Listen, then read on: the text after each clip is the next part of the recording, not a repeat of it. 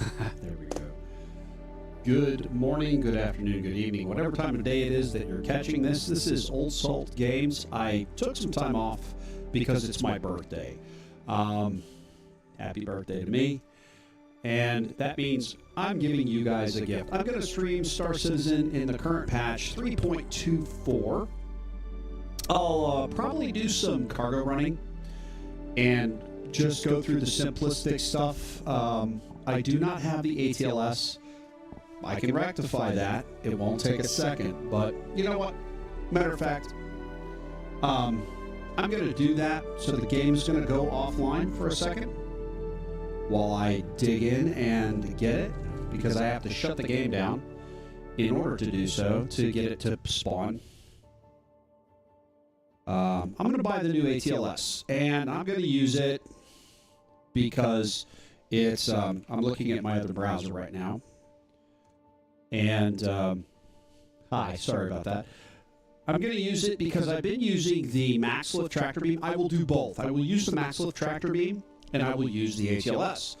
Heard good, heard bad, heard indifferent about the ATLS. And let's see. So let's go to the pledge store. I'm operating on quite a bit of in-store credit because there's so many ships that I had pledged, I can't fly them all, but that gives me the flexibility. I can go out and do this. I mean, I bought the Peregrine, I sold it. I didn't like it. Not at all. Didn't like it at all. ATLS plus monsoon paint. Now just go ahead and do the standard bright orange ATLS. Get that done. You can also use a raft in your cargo hangar if you have a large enough cargo hangar. The raft also has a secondary advantage. It is space worthy. ATLS can only be used in your cargo hangar or on ground where there is gravity. Actually, I'm going to get the carbon black paint because I'm just me. Let's see, they have the Ironside, which is kind of a silver gray, and they have the Lionheart, which is yellow, and they have the Monsoon, which is blue. I'm just going to get the carbon black because it's me. I am a guy who likes to make his ships as dark as possible, and let's go ahead and do that. And I agree, blah, blah, blah.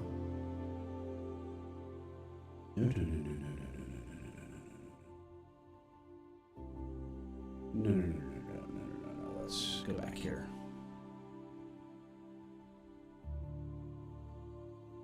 I made a boo-boo. I have to apply the credit. See, they changed the store. Now you have to hit enter to apply the credit. And I did, and I went, what? Why is it asking for my credit card? I'm not going to pay you money for this. No. Chris Roberts has enough of my shit. So, more than I care to admit, openly. Okay, so it's bought. Now, I'm going to quit the game real quick, and you'll just see my face for a while I relaunch the game, because it has to propagate to my account, and that takes a second. So, let me go ahead and minimize that and bring the chat back over. There we go. All right, sorry about that. Okay, so I'm going to do some cargo hauling. I'm going to run around and kill some stuff in my... I'm going to do some bounties, really stupid, early, easy bounties, because, guys, every time they patch, your rep resets, as you probably already know, you've been playing the game for a while in the alpha state. When your rep resets, you've got to grind that stuff back up, and your rewards for your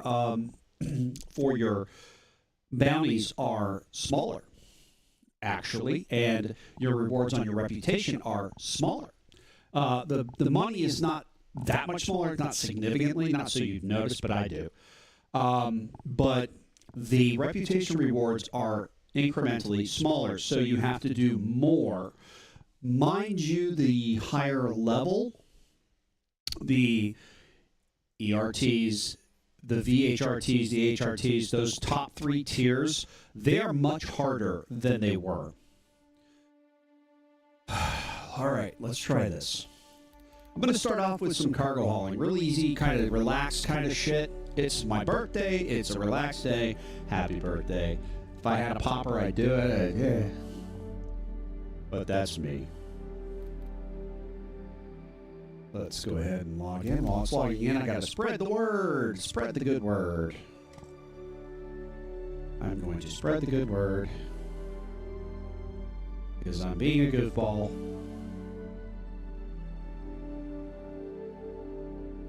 And let me stop that. I'm just grabbing the stream right now and sharing it with some friends over on X, Twitter, whatever the case may be.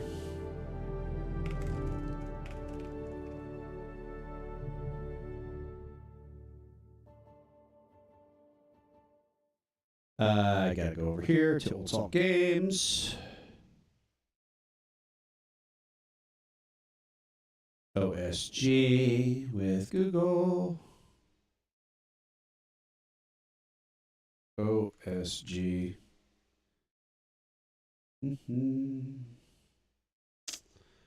Next.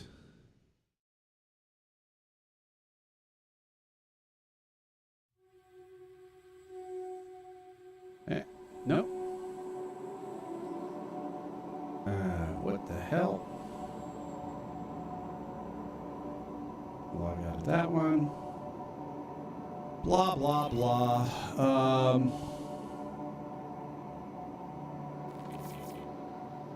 Yeah,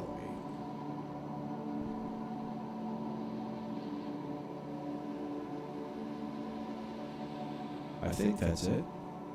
Do I even know my own Twitter handle? I don't log into this account very often. Let me go over here and double check that I've got the right information. Sorry, I'm laying in bed at Orison, so let's do just real quick break while I do this. OSG. That's what I was missing, the OG. Duh. Original gangsta. OSG. I'm going to use my voice attack. Close comms.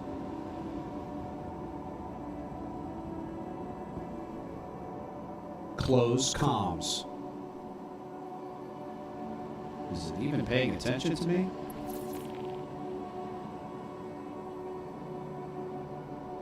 Comms closed. No, it is not working. Oh, this is going to be a fun day today. I can already tell. I've got to reboot my voice attack.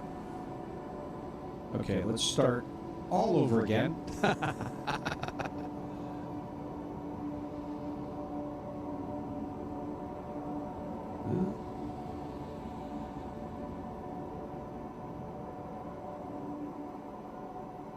Oh, it starts with an @ symbol. I'm smart.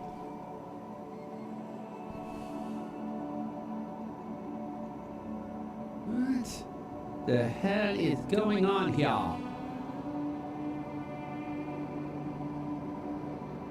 At OSG70. Okay, that's what I have typed in. At OSG70.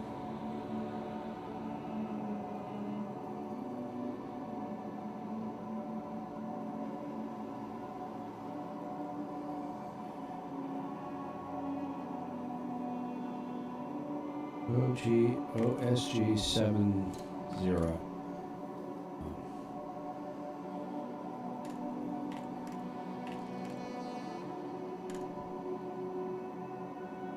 No?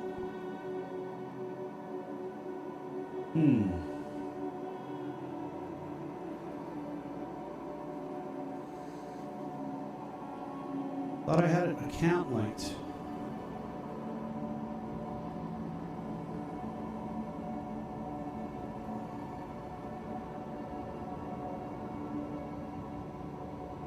I did. Just using the wrong email because I'm a dumbass. Yeah. I'm proud of that. Okay. So, Back to the problems at hand. Let me go back to the... I'm having fun. Okay, so I'm going to log out of... with the desktop. Yes, I got to log back out of Star Citizen. All of this stuff has to be running in... Okay. Here is a great hint. If you're running any kind of program that you use while you're playing Star Citizen, whether that is Discord, Voice Attack, Stream Deck, whatever the case may be, it must be running in as an administrator on your desktop. Anything that is going to impact Star Citizen or be used during Star Citizen gameplay must be run as an administrator. Let's try that again. Say it's booting up. All right.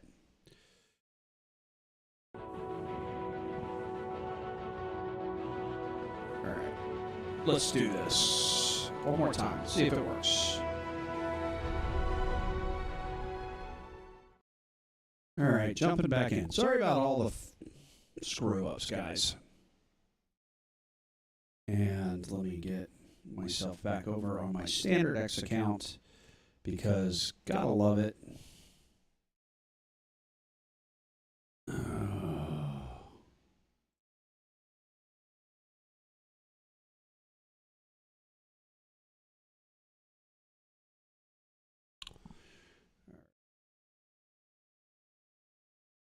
And yes, I am watching the live stream on my streaming software, and I have a little chat window, so I keep checking over there. If you see me look what looks like to your left, it's actually I'm looking to the right because my camera's not mirrored. My secondary monitor with my streaming software is on my right-hand side, and I'm glancing at it to see the chat and to see if anybody's talking. I'm trying to keep... I don't want to miss it if somebody joins and starts talking to me. Not that anybody ever does. Not that it's... I'm complaining because I'm not. Let's see. Okay, we're going to head into the persistent. And, okay. One thing that you might not know if you haven't played the new patch, 3.24, with the personal hangars, your personal hangar does not save at space stations, okay? So if you deck out your personal hangar, if you put down furniture and decorate it and all that stuff, that does not apply to a space station. It only applies to your home base. So whether you're at Orison like myself, Microtech, or as we call it in the org, Microsuck, if you're at Area 18 or at Hurston, you have to use that hangar on that planet as your base if you're doing your personal hangar. Now, you get a personalized hangar when you're on a station. It just doesn't save. And there's also been tales being told amongst all the players that I talk to that I interact with on a regular basis in the chats on various Discords, that there's also been some issues reported with the freight elevators on the stations. Now, I haven't run into that yet, and watch, I will now. I will run into that now because I'm streaming, and I've only been playing in this patch for a little while.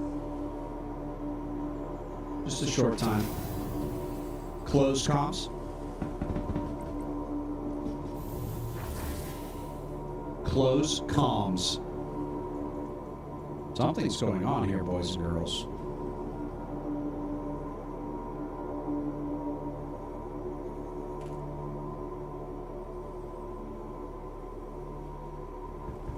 I really despise. Closed. I really despise global chat. You guys don't understand how horrifying it is.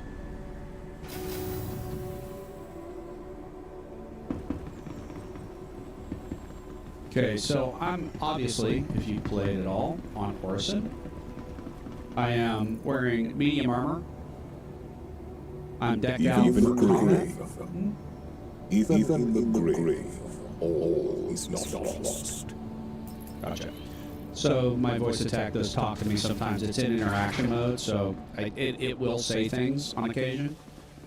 But decked out in medium armor, not because I'm planning on going into combat, but I could get hijacked. I could get pirated.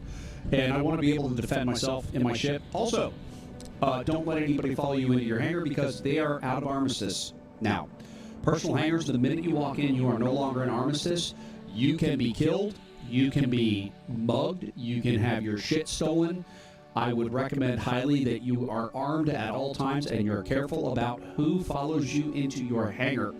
They can walk into your elevator and get in and ride to your hangar. So if somebody gets into your elevator with you, look around before you go up or go over to your hangar and make sure you are absolutely alone or you're with friends. If you're with friends who are on your team or on your party, as they call it, then you should be safe unless you're hanging out with some really sketch people. So that being said, people can steal stuff right out of your hangar, steal your shit, kill you, take your armor, take everything you're wearing, get into your ship, if it's open especially. I mean, hijacking is a real thing. It's just, this is a very, very pretty, oh shit, Siege of Orison is going on? We have Siege going on? You are kidding me. Ah, crap. That means it's going to be a crappy weekend, guys.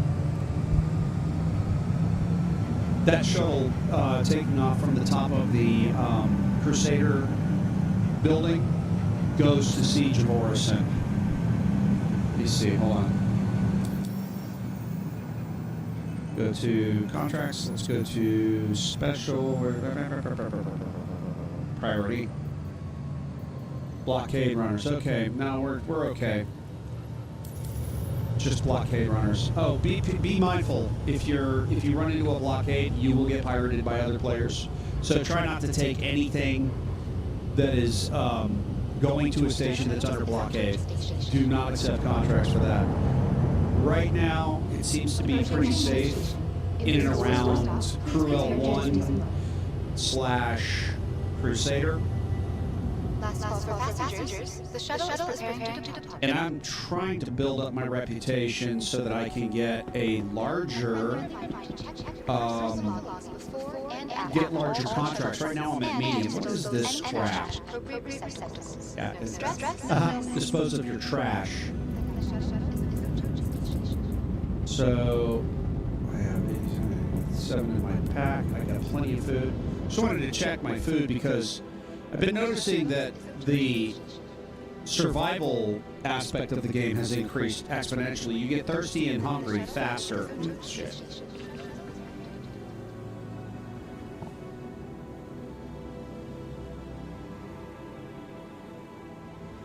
So, it is what it is.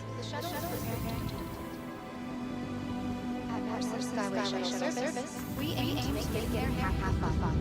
Am I getting my deliveries now, or is it my neighbors coming home? I'm going to check Blink. Yeah, I think it's deliveries.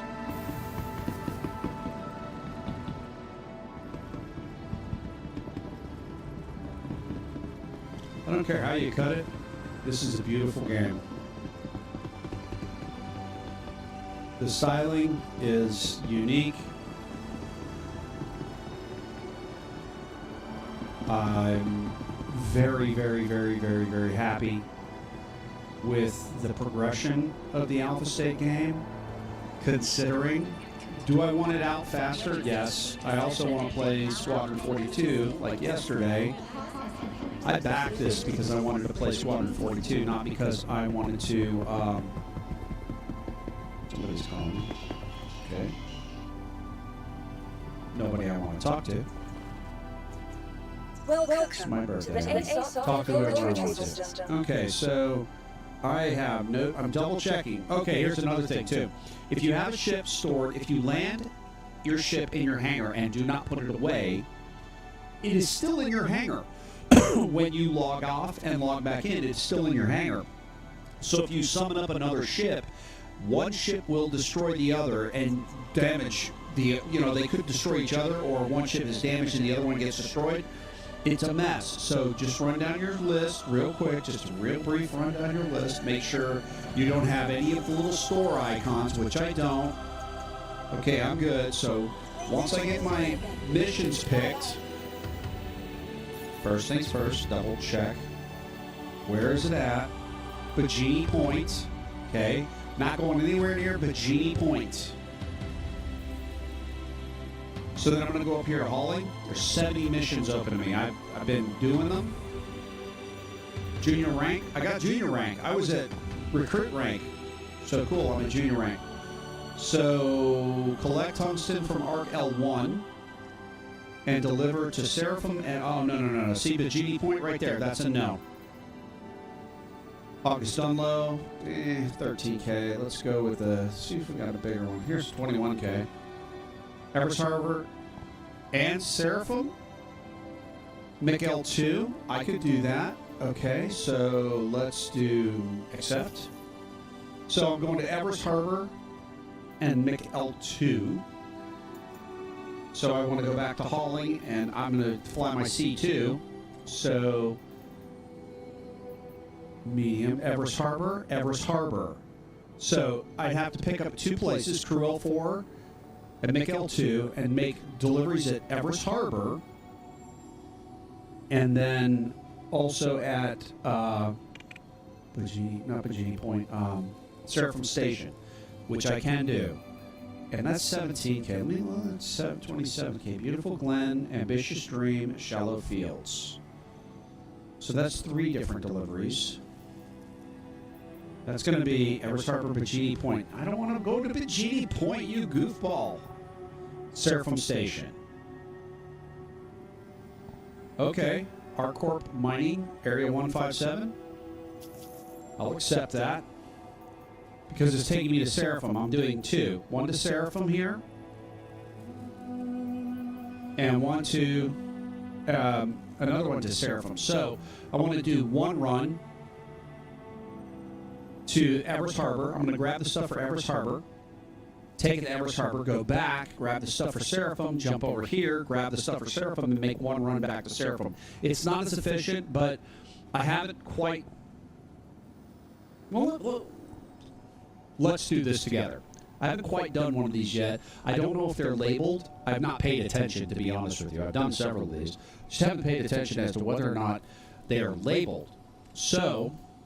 Also under offers, always, as you well know, get yourself the call arms, always. And I'm going to track this first one. You know what? Yeah, if I track this first one, and I pick all of that up, I'm going to track that. I'm going to go all the way to ArcCorp and... So I'm going to walk over here. Now, you're probably wondering where my atlas is.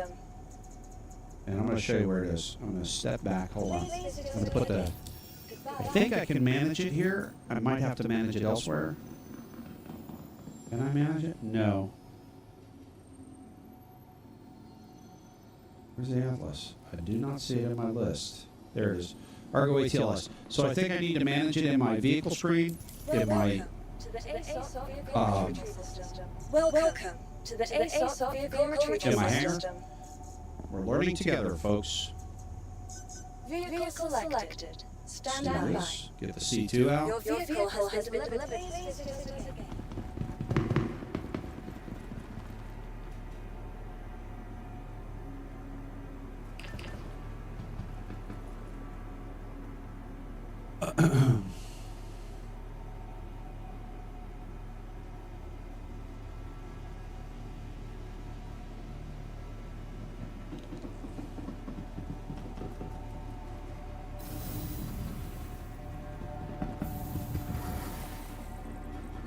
Oh, this one's broken.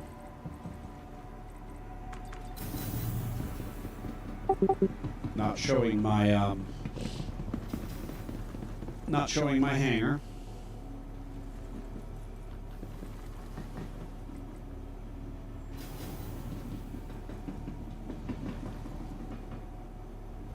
The elevators are wonky, guys.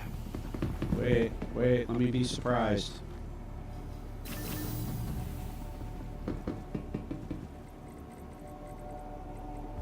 There we go.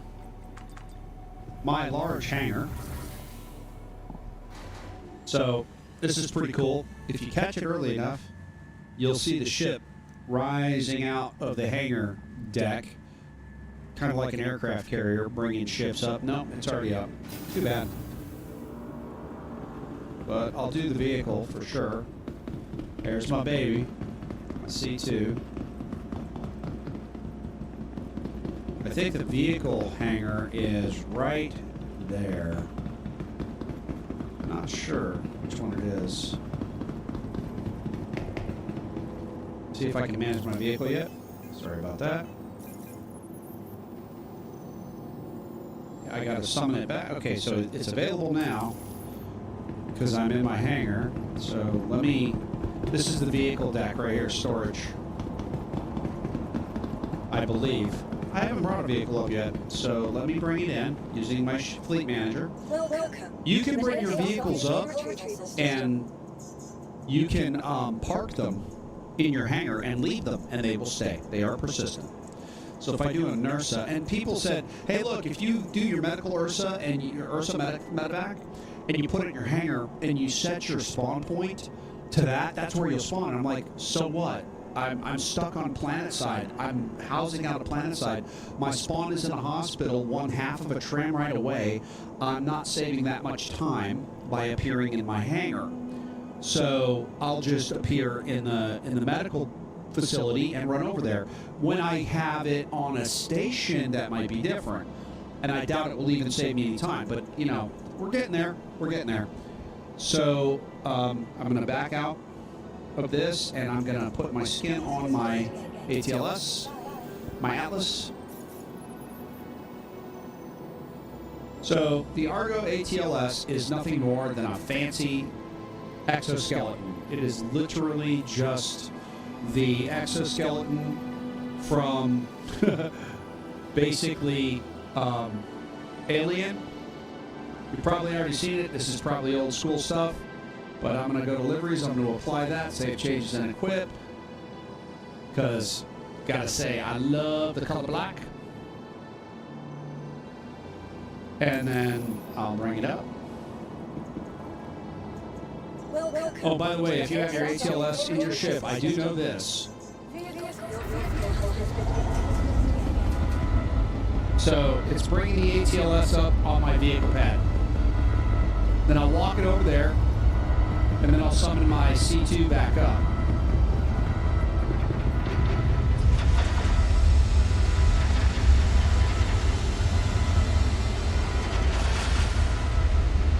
Pretty fucking cool.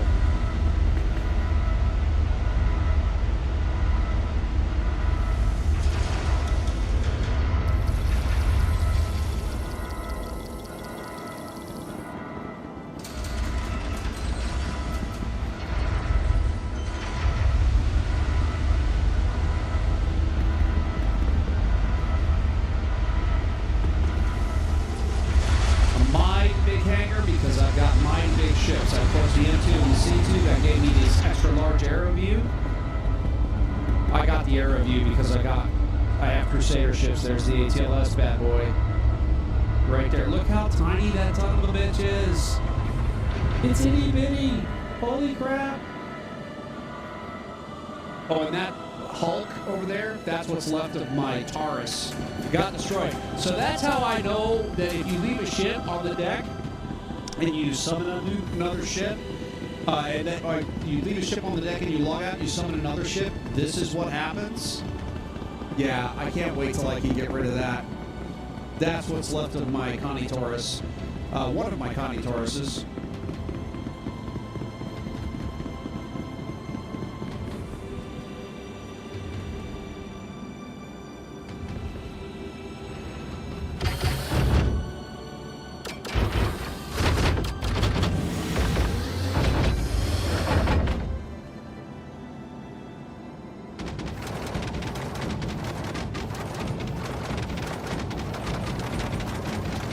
Okay, you can run. Or move faster, not necessarily run.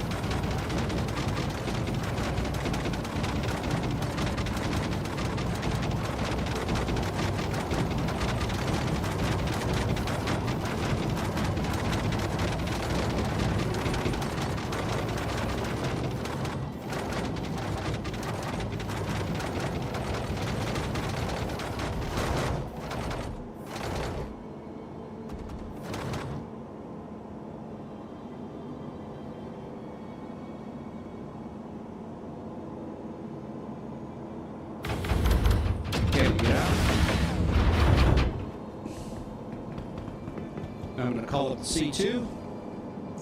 So, as I was saying, the ATLS, I said a lot of stuff here recently, I know. The ATLS registers as a passenger, not as a vehicle. So you cannot store a ship with an ATLS inside. You have to walk the ATLS out into the hangar, store your ship. Otherwise, your ship will go down and come right back up because there's still a passenger on board. Let's do that.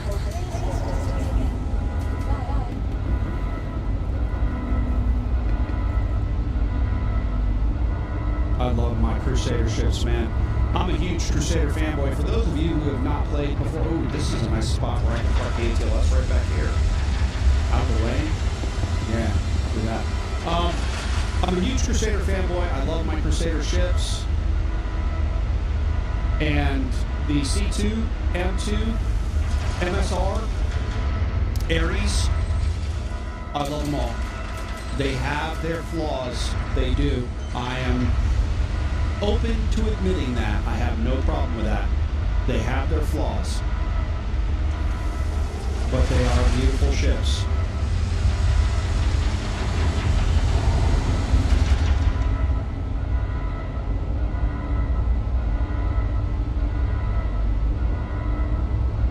I love that livery on this ship. It's the new pirate livery.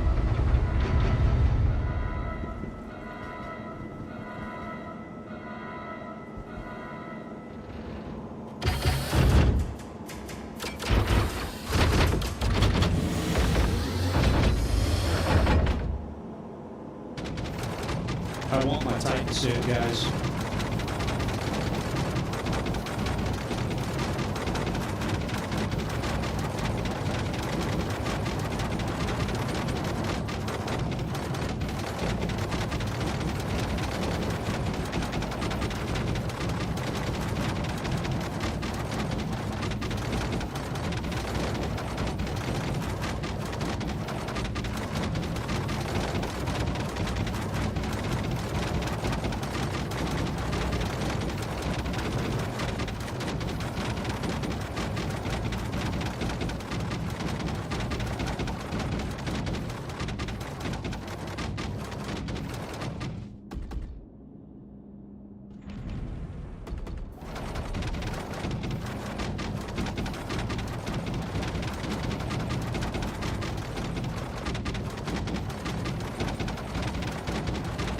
Gosh, I like this Titan suit. I think my mind may have been changed.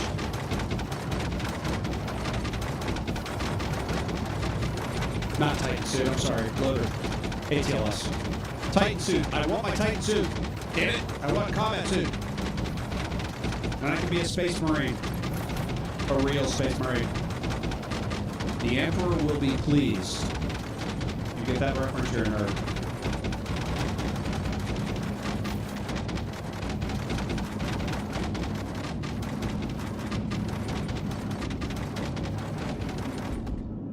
Plenty of clearance for the ladder. Plenty of clearance here.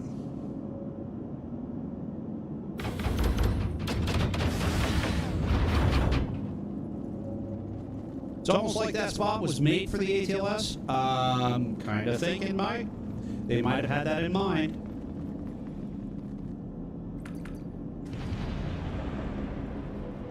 I don't think that'll fit on the elevator because it's taller than the fucking door. You know what? I might for science it, just to see. But I think it is taller than the door.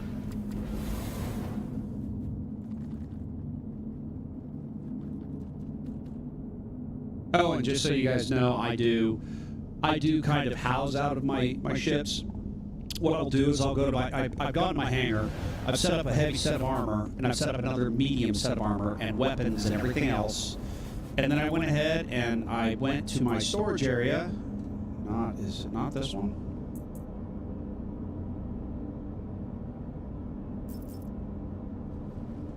Oh, it's this one, sorry. Is it? No, I could have swore it was this one. Crap, I might have lost it when I destroyed it. No, I didn't. Huh. That's disturbing.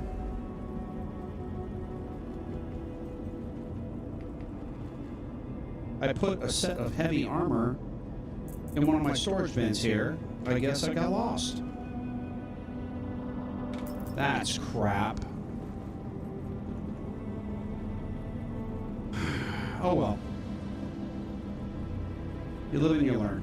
You know what I'm saying?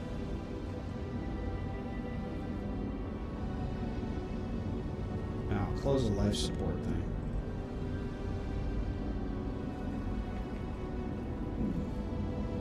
Could have swore it was this one. I guess not.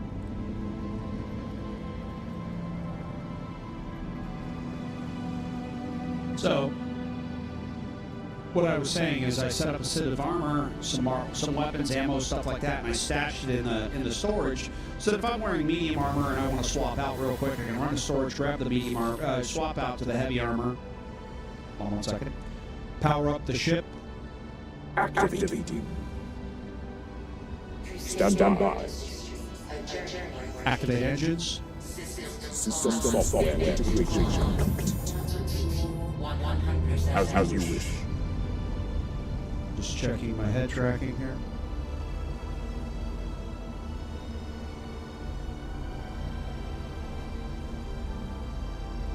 Okay, I'm logged in good.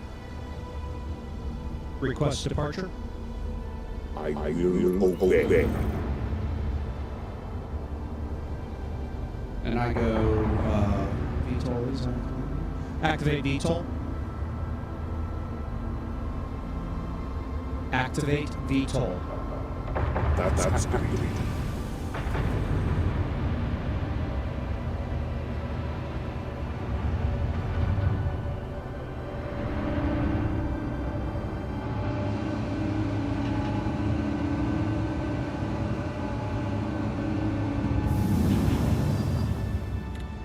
Launch heavy. Affirmative. Stand by. Long lines to spare. One fury. Tap. That is instructed. Whoa! And you call. Whoa! My controls are all flipped around. What the hell? Shit! My controls are flipped.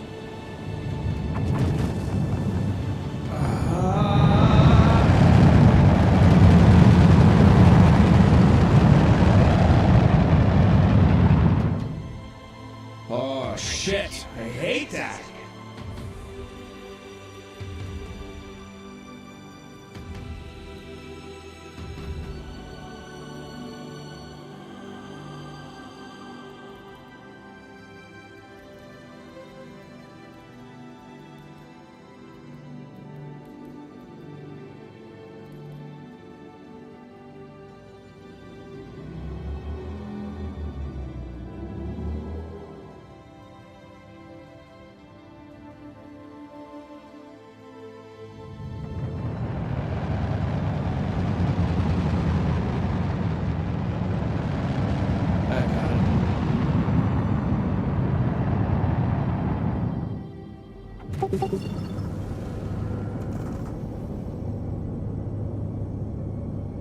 Sorry about that.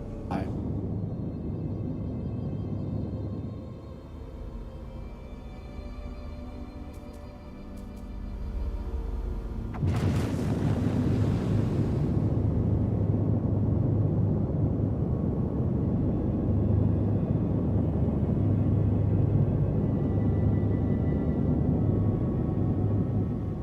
Let's chart our course while we're thinking about it. So I'm going to be tracked objectives. I have no tracked objectives? That's bullshit.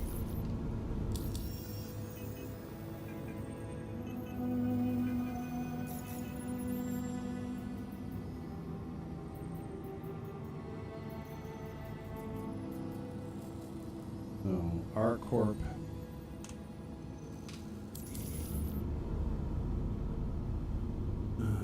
There it is.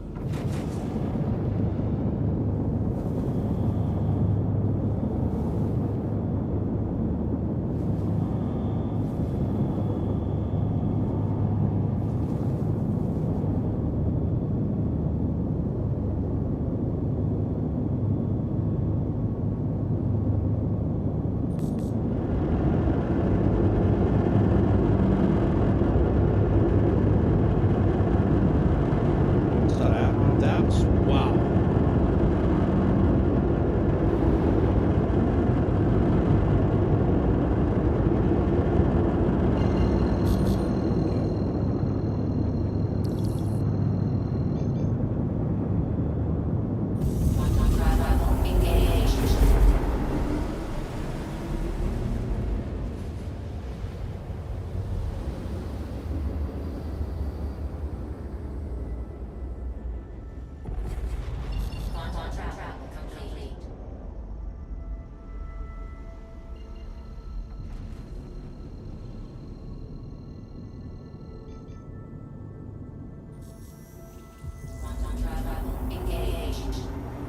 Well, at least the markers are nice and big.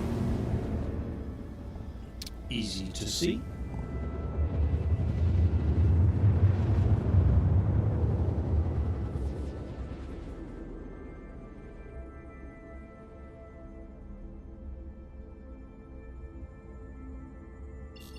Travel complete.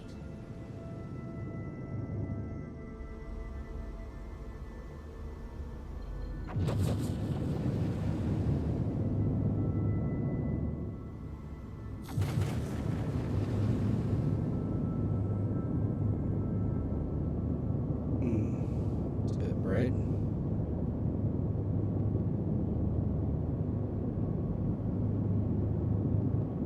Yeah, I'm using reshade to kind of lessen the brightness. You see the cockpit kind of faded out, but the glare from the snow was a lot, so I basically just slapped a filter on it to make it a little darker.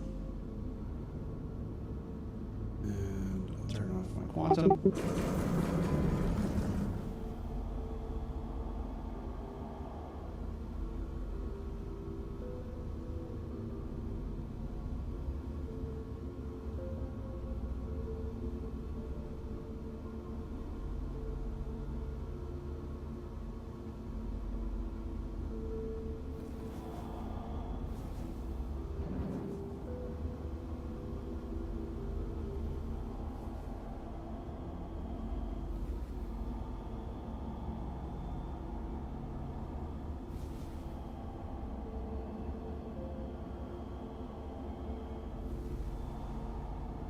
Activate VTOL.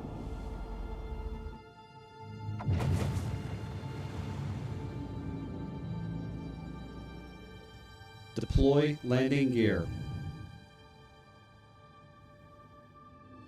Deploy landing gear. Down. Lowering gear.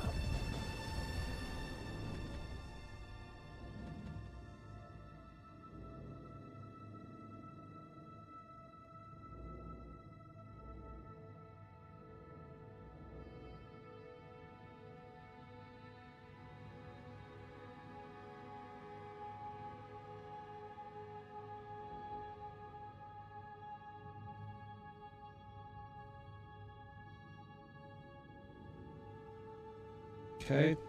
Am I even on this pad? I am on the pad. Good. A little tight, but I'm on. Okay.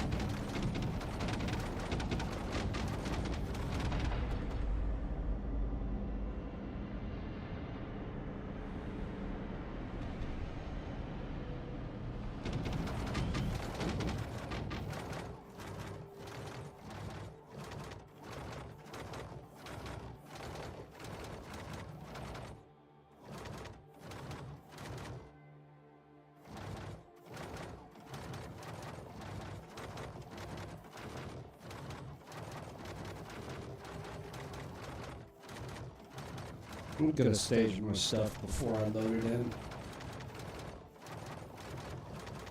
I'm not leaving the ship open even in armistice. That's stupid.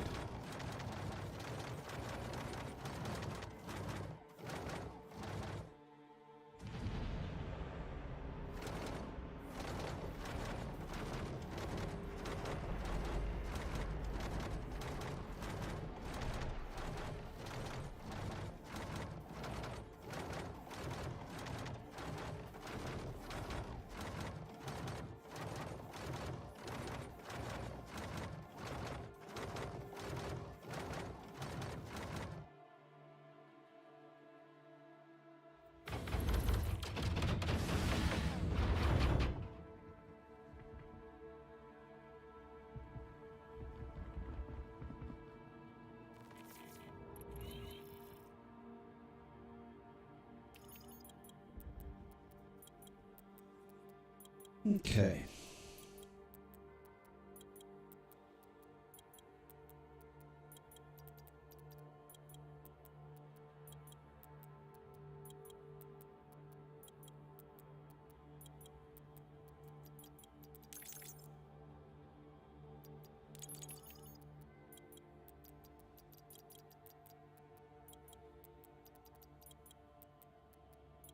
Got a little lag going on here.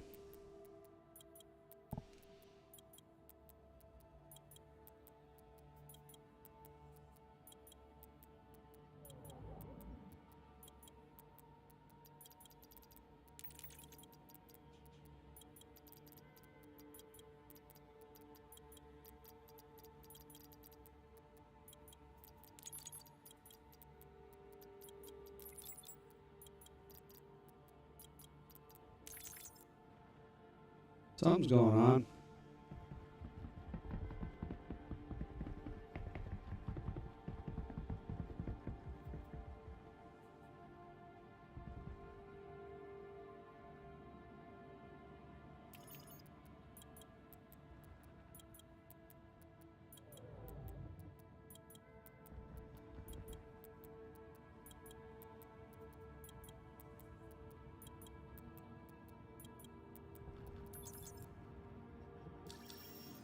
Yeah, something's going on.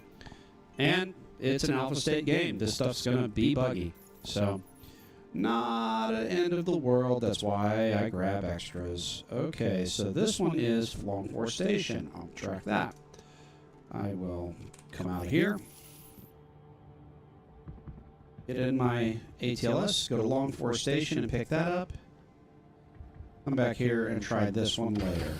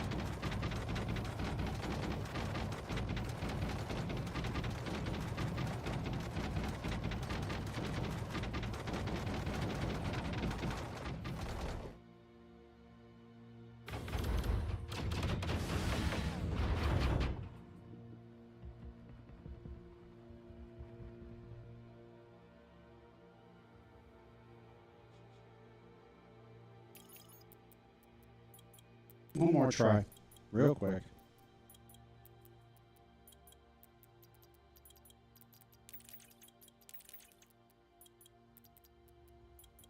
Yeah, it ain't gonna work. That terminal's fucked. Alright. Off we go to the other mission.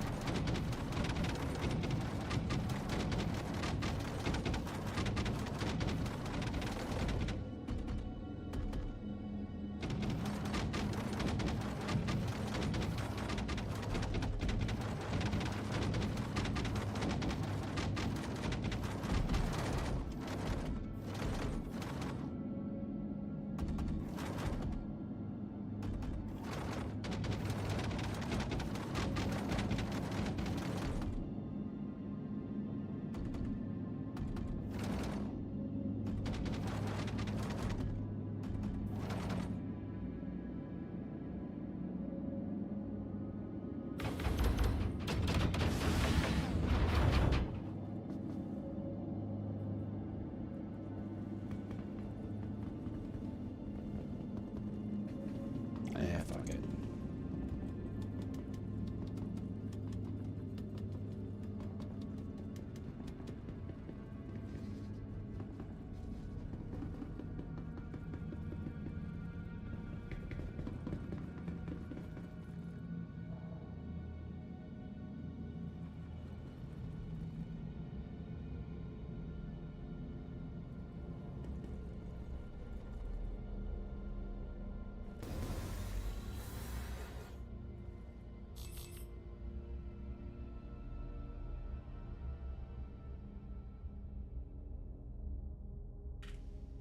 Engines on.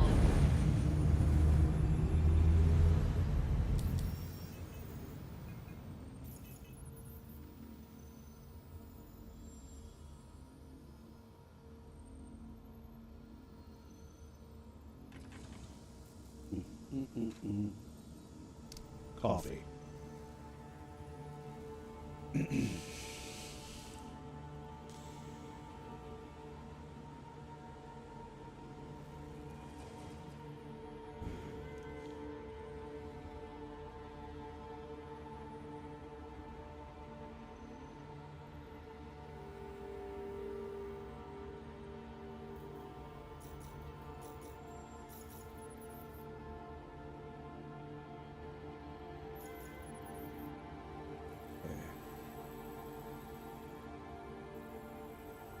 That's my drop off point. That's my pickup point.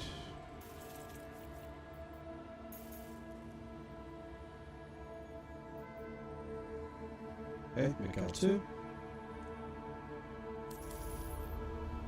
Launch heavy. Ascending 30 meters. Retracting modules. You have control. Gear up. Deactivate VTOL. As you wish. Easy moves.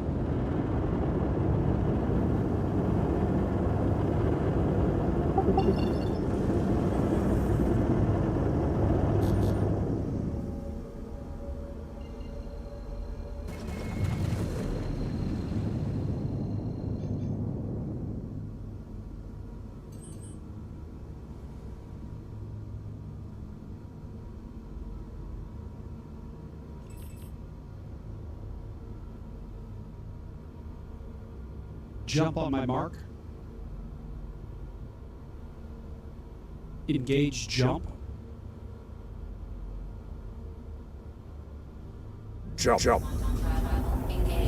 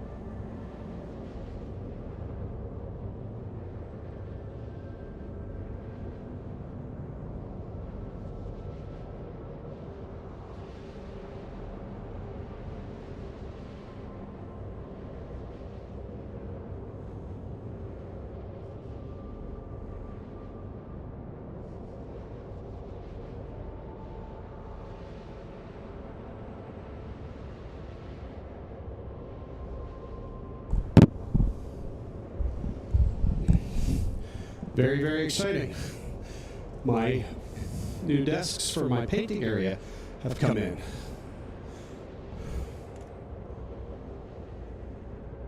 So I know what I'll be doing tomorrow morning.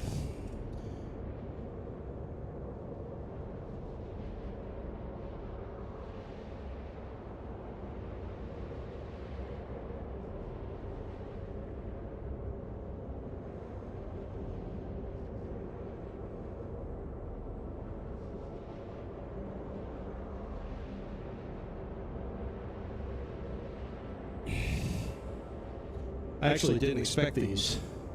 I got two desks. One, I'm going to take my current desk that's going to be turned into my 3D printing desk. I'm going to put my 3D printers, my wash station, all my stuff on it. I have a new desk that I'm going to rebuild. I'm going to build and make as my sim pit. It's 70 inches long. And I have another desk that's an L shape that's going to turn into my painting desk, where I paint my miniatures. So I'm going to have my printing area and my painting area on my left and my right, and then my main sim pit up here against the wall. It's a relatively small space, but it works. It's just me, so I don't have to worry about anybody else. And I'm going to have all my painting in my painting area. I'm going to have my air compressor, my spray booth, my portable spray booth, and whatnot, because I use airbrush for a lot of base painting, priming, things like that. I also use it to do, like, shadows, zenithal highlighting, things like that. That has nothing to do with Star Citizen, but that's why I had to step away. again, I didn't actually expect any of my packages to arrive until tomorrow. And then the girl who was the postal service person, who I asked, what would you have done if I wasn't here? Her comment was, I would have taken it to the office. And I'm like, nah. All right, so I'm glad I was here. But she dropped one on its corner as she was coming in, so I might have a damaged desk, and I might have to do a return, damaged during shipment. So I'll find that out tomorrow.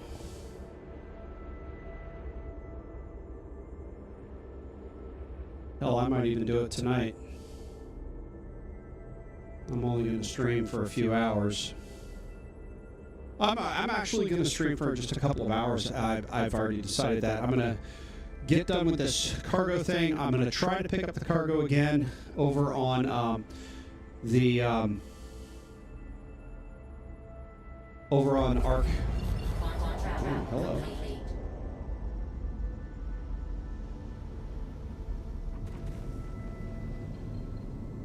Hold on. I gotta find the station. There it is.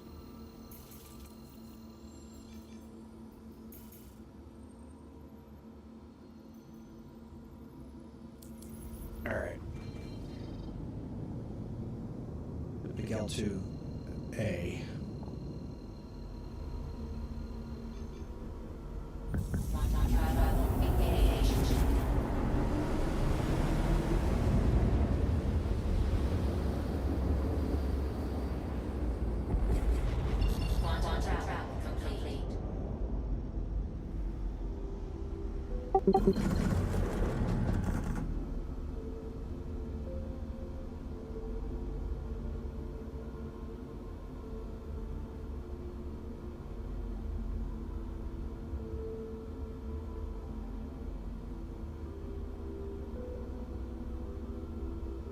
So the thing about Star Citizen is, yes, it's got a high level of realism to it. It's got a very high level of, let's just say, non-procedural generated universe. So if I'm going from point A to point B, I have to actually transit from point A to point B. While it is faster because I'm using quantum, there's still, it's a time thing. So if I were to jump from Crusader to Microtech, for example, depending upon the drive of the ship, it could take upwards of 11 minutes of actual travel time. So I go into jump, I turn on the speakers so I can hear, I go to the restroom, I grab a coffee, I answer the door, I get packages, I do stuff like that. And the travel time actually is not, there is no loading screen, there is no transition. You're not loading from one instance to another one. This is all generated as you go. It's all live generated.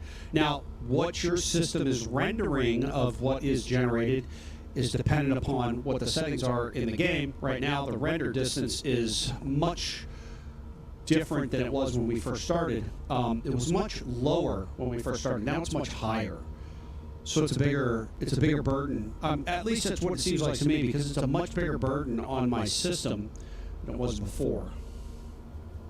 So I'm glad that I bought ahead, built the system ahead of the actual release of the game in anticipation of need.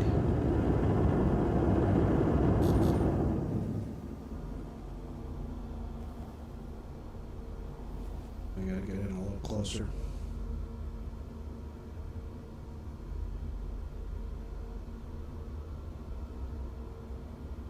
I mean, it's gorgeous. The game is beautiful. It's absolutely just outstandingly gorgeous. I'm going to get landed here, then I'm going to have to take a short break and come back and do the loading. Request landing. Sending dock request.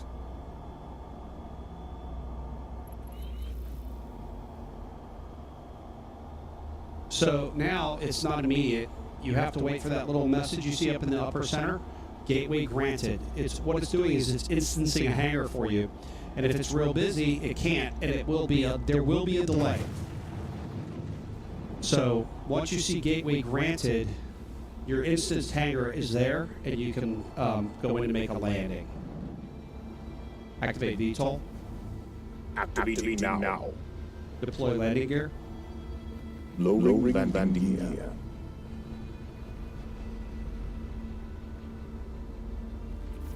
Landing gear down.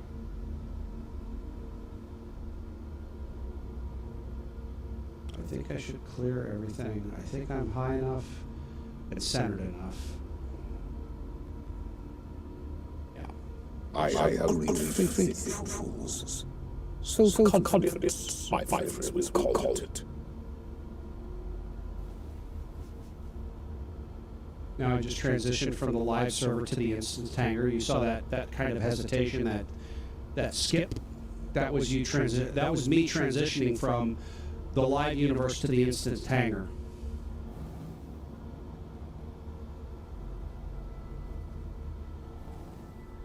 Landing complete.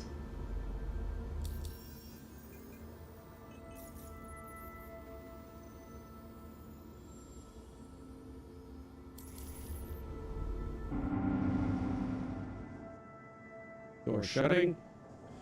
Okay, on that note, I'm going to take a quick break, and I shall be right back with more Star Citizen.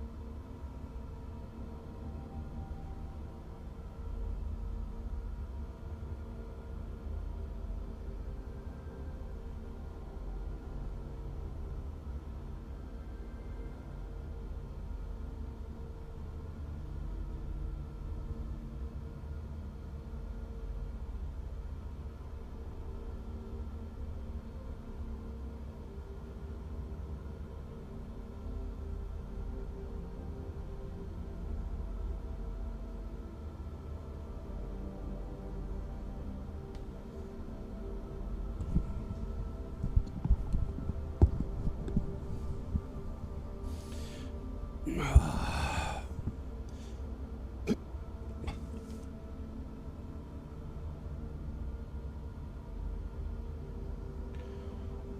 right. And back. Starboard shields increased.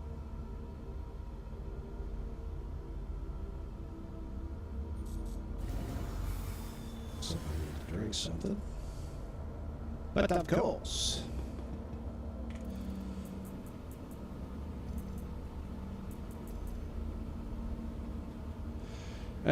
My Star Citizen is younger me. Much younger me.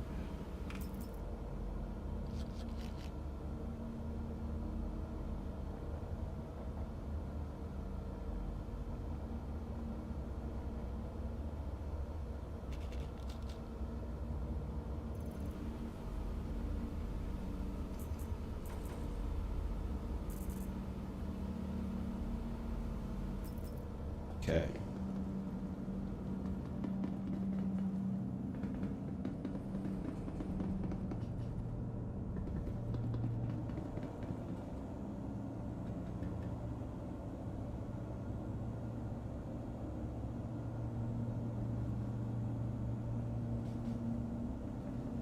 Yep.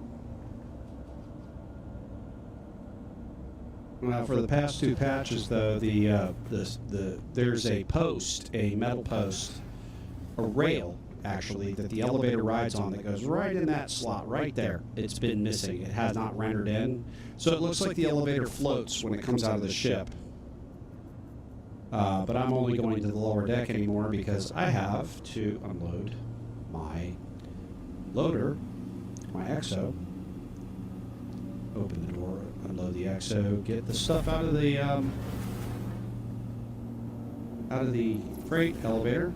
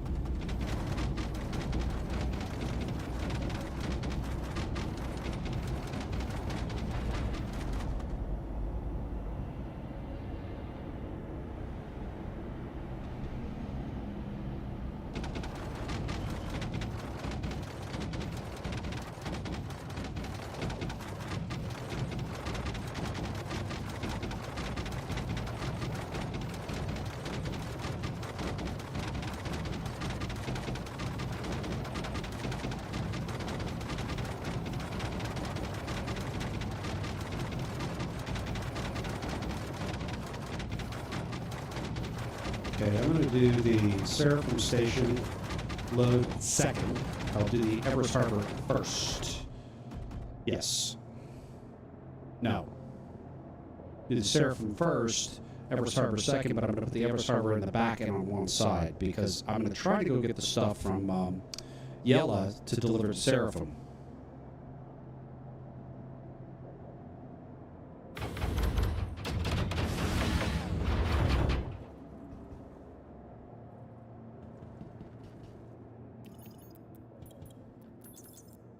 All right.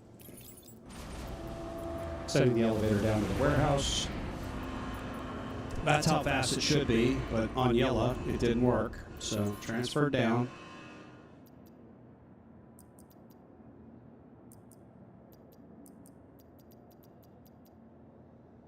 So it doesn't tell me where it's going to. It just says, this is my cargo haul.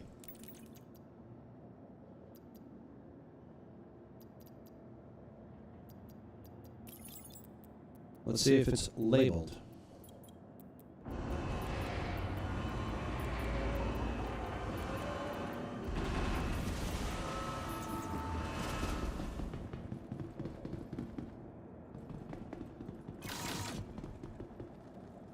So it says quartz, quartz, quartz, quartz, quartz, All of this is quartz. So I just need to get X amount to Everest Harbor. So this is not telling me how big these are. 3.2 meters distant. 9.3 tons.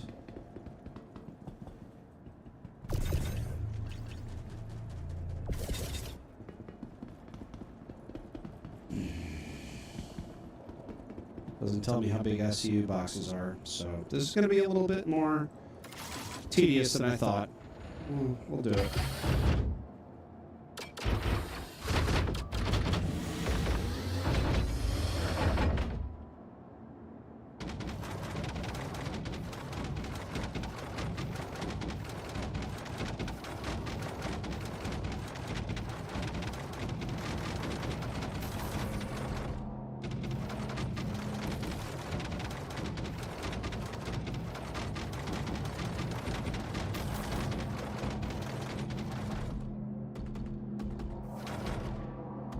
Oh god, it's got this mining thing. God, I hate this. Okay.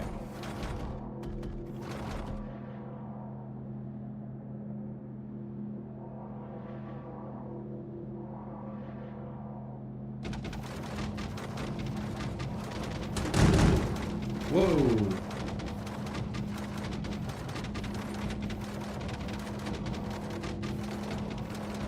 That snatched fast.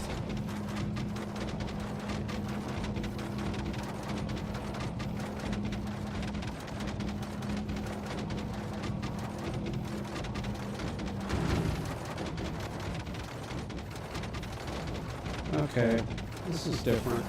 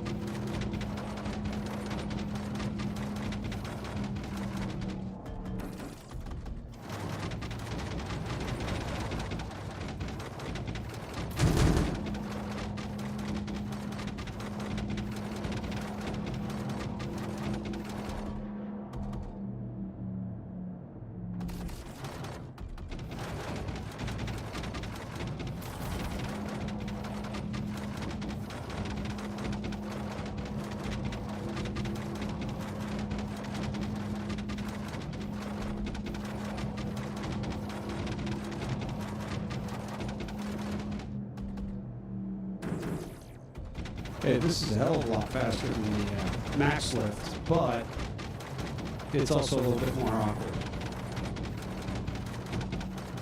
I don't have as much fine control as I do with the max lift. However, in the future, the max lift will not be able to lift anything larger than an 8 or 16, I'm sorry, SCU box. Rumor. I'm not speaking gospel. That's what I've heard. I'm sure that CIG has mentioned it, or one of the devs has. And that's how it got into the rumor mill, but it could have grown with the telling.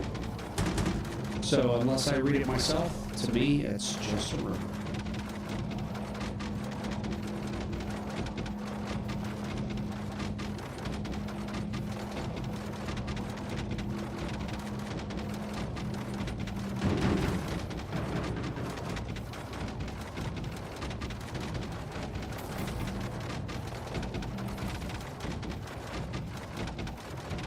So if all things are equal,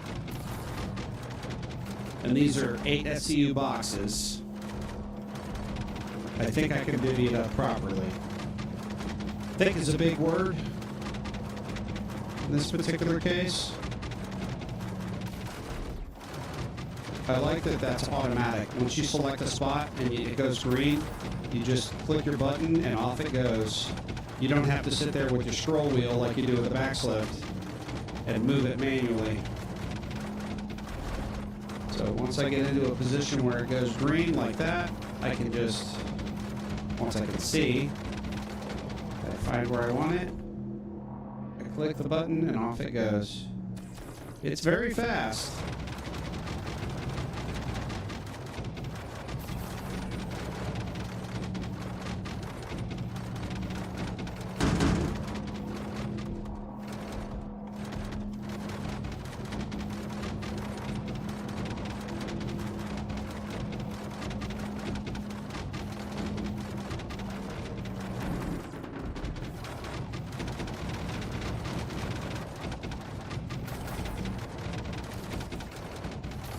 So I do believe these are 8 SCU boxes. And so 49 to go to Seraphim would be 6 of these, and the little square one, which is a 1 SCU box, that would be, sorry, not 6. 48 would be, yeah, 6. I was right. I'm mathing hard right now. I'm not at work. I do numbers all day long. I work in electronics manufacturing. And I work with numbers all day long, so math hard sometimes. So yeah, it would be 6 of these, plus the little one, the single one. And then the other one, it would make sense at 52, it would be 6 of these, and the 4 SCU box, which is the flat, rectangular one. That would be 52, right? Math would work. So we're going to try that. I'm going to fly all the way out to Everest to drop off my first load first, because I want to go out and then come back, go to Yella, grab what I can. Gives the stuff at Yella a chance to spawn down or spawn in, actually.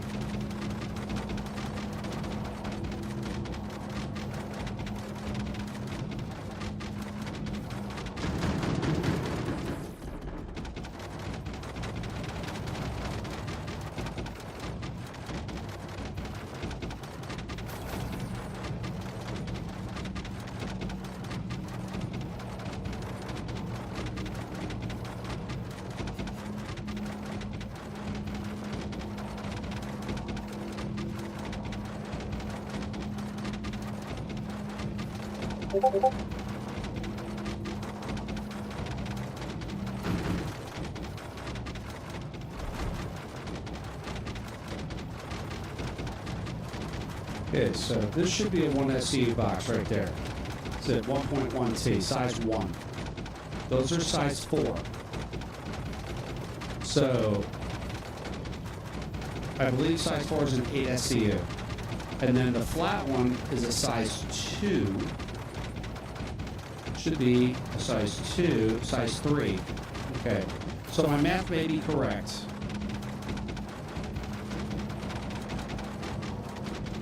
Let me get up on the ramp here so that I can load properly. Take my first box with me.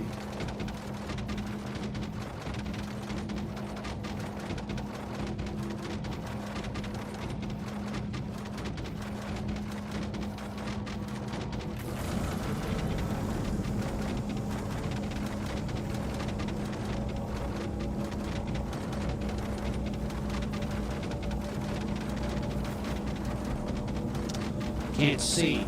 Crap.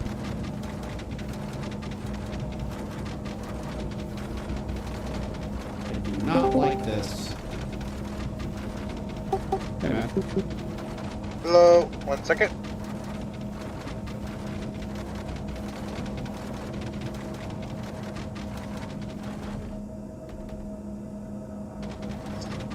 Do I sound okay? You sound fine. Okay. So I'm using the correct mic.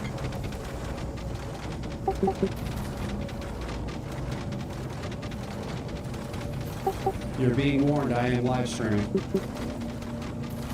Thank you for the warning.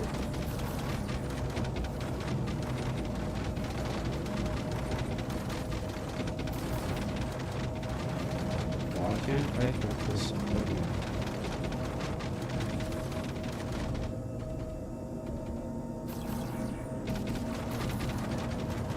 What's up with this? Screw this.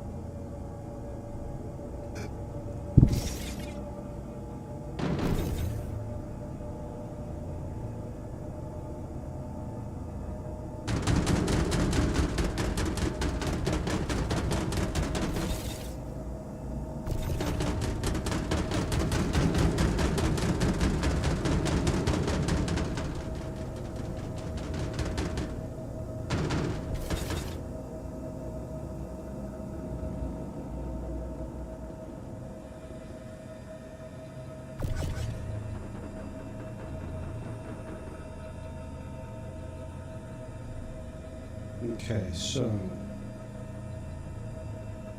let's divide this up. I know there's a 1 SCU box. I can eliminate that. So that gives me 48, 49, 50 SCU to divide up amongst the boxes. So if I figure there are 8 SCU apiece, 6 would give me 48. Right? But what if there are 4 SCU boxes? I need 10 to make 40. Need 11 to make 49, 48. So no, that wouldn't work. So they'd have to be at least 8. Because they're like 2, 4, 6, and 2, 4, 1, 2, 4, and 8, and then 16, and then 32. I know that that's how they're structured number-wise.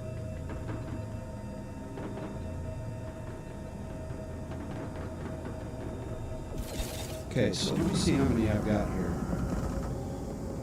I have 1, 2, 3, 4,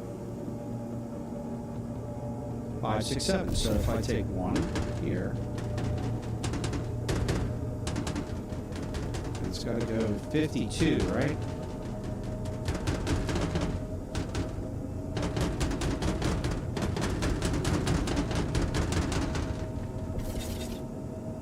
One of these, because that's 6 over there. That would leave me with 6, I should say.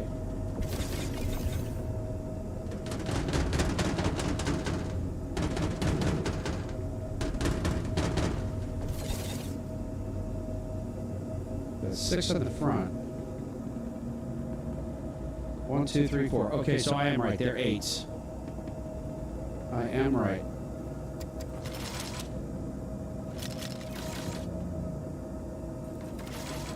See if getting in here will be any better.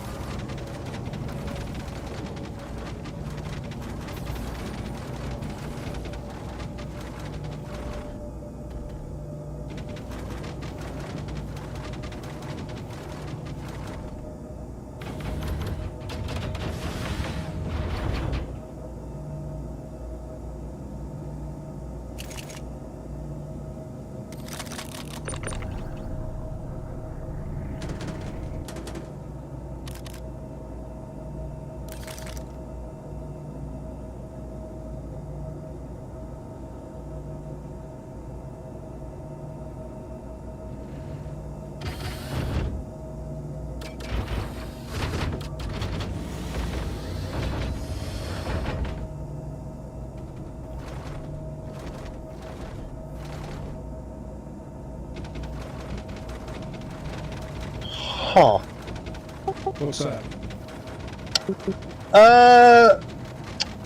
Well, I found an issue with the personal hangers. Oh, I sorry. can't share screens, dude. I'm streaming.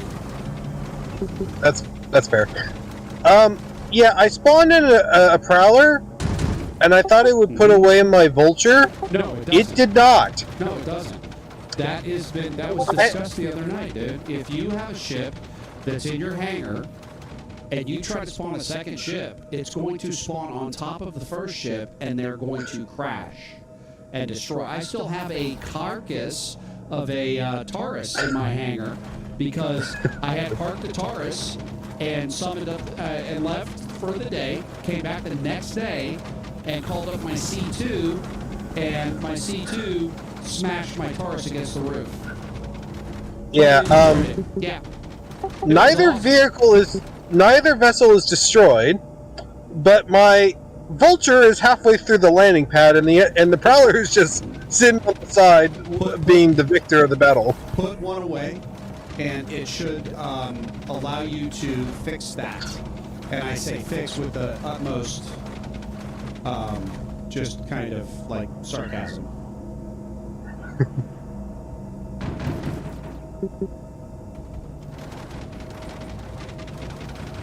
So if I do 48 plus 4, that's 52. And then 48 plus 1 is 49, so...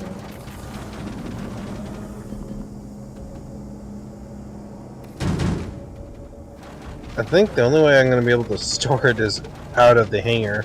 No, you can do it in the hangar. Go to your vehicle Well, manager. and do it. So I went in. So here's the thing. I tried to store it and it wouldn't store it.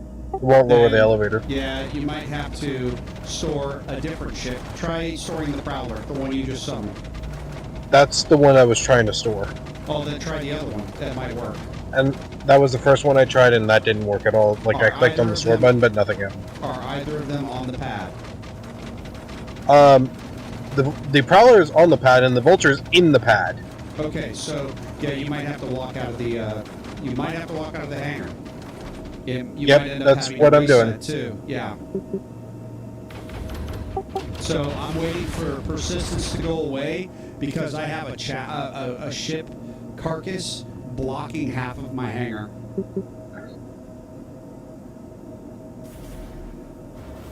But of course it won't. Well, I managed to store the Vulture. Why am I walking so slow? Okay. Oh. That honestly is kind of hilarious. Anyways, back to being muted. No, you're fine. You can talk. I mean, I just can't watch your stream. It's not a big deal. I stream all the time with people in chat. So, for reference, I'm muting myself because I talk to myself. I do too. That's why.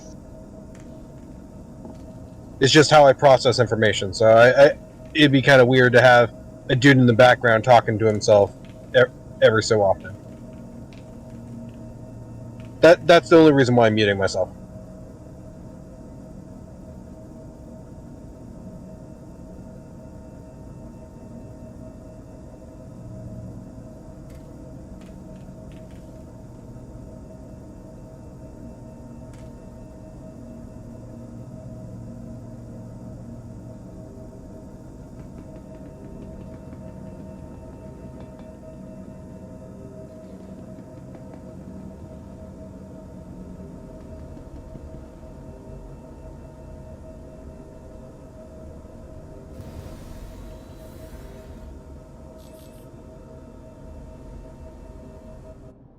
All right, I'm buttoned up. I'm ready to go. Request departure. I will assist you, Master. So gateway granted means they're going to open the door, and I'll be able to back out. So I'm going to go here. Okay.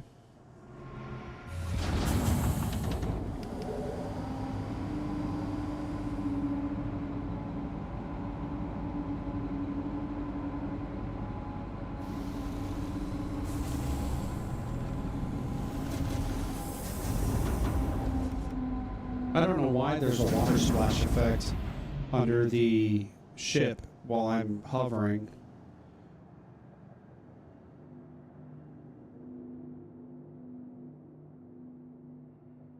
Just perfect.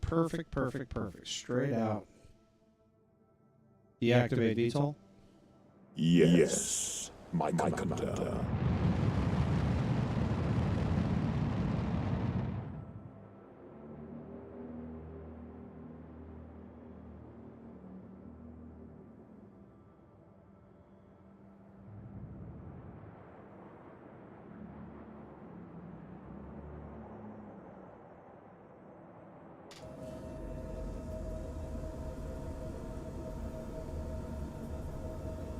Okay, what is this? This is...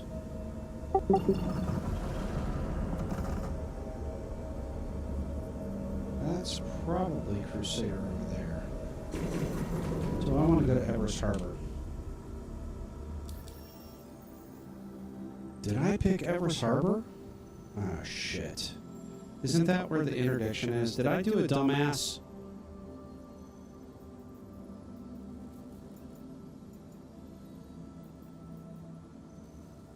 The Genie point. No, I didn't do a dumbass. Thank God. I thought I did for a second there. God darn it. Everest Harbor is going to be relatively close by.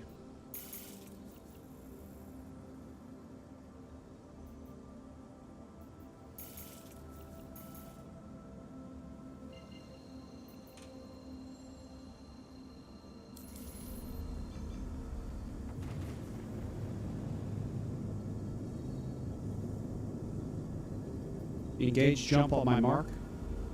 As you wish. Punch it. Jumping.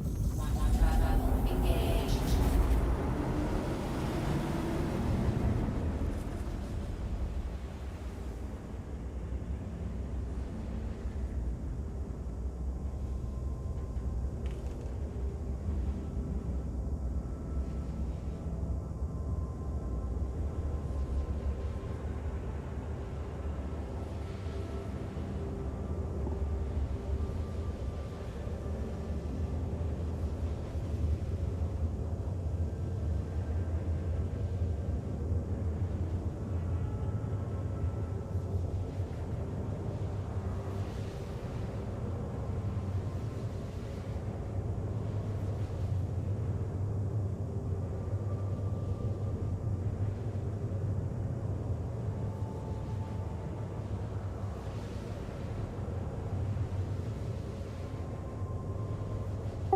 Yeah, I'm having problems with the freight elevators on planetary surfaces at like a mining facility. I have a mission to pick up some stuff at one of the mining facilities on Yella.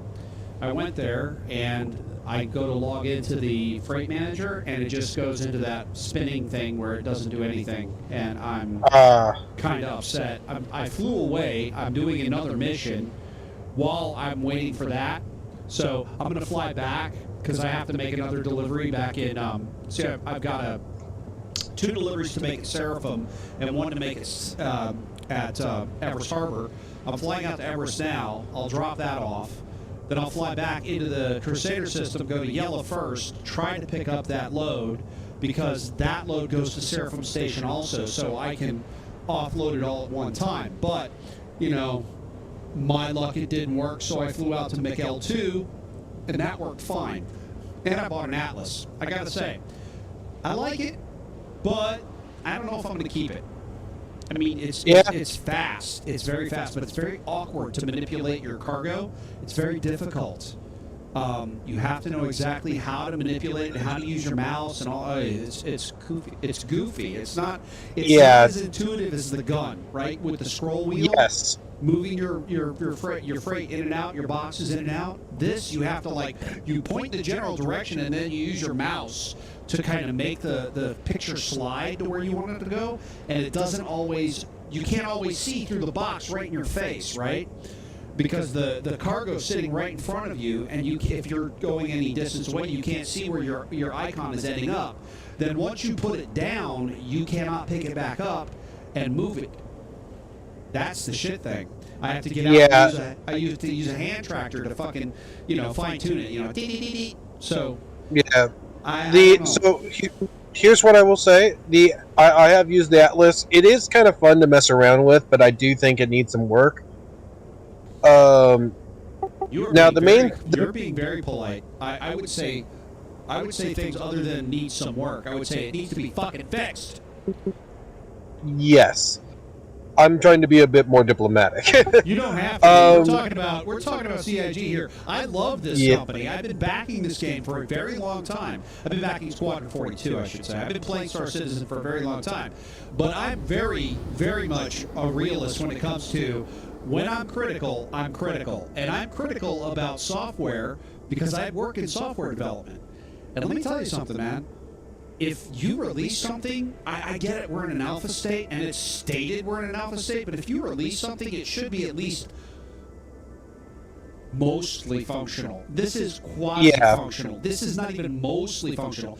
It works, the principle is there, but it's broken in a fundamental way that makes it not work, where you have to use other tools to complete the task. It's stupid. So, but there's also something that I want to mention that. So you're saying that you had a freight elevator that was stuck on you? Yes. Yeah, that elevator is stuck for the entirety of the server. That's been a consistent issue, and there's no way to fix it. So, in other words, I have to abandon that mission and lose? Unfortunately, yes. You are shitting me. I really wish I was. That is stupid. I don't disagree with you, but, It's going to hurt. It's an alpha, am I right? Well, you know what? I'm not going to abandon it. I'm going to leave it in my missions, and that'll be that. I'm not going to abandon it because then I get hurt. You know, unless I crash, then it auto abandons and stuff. Yeah, I mean, eventually you're going to have to abandon it one way or another, because even when you quit out of the game, you still lose the rep. Yeah, because they've changed that. But so I'm going to build enough, hopefully, today with this couple of missions that I'm running, that it will balance.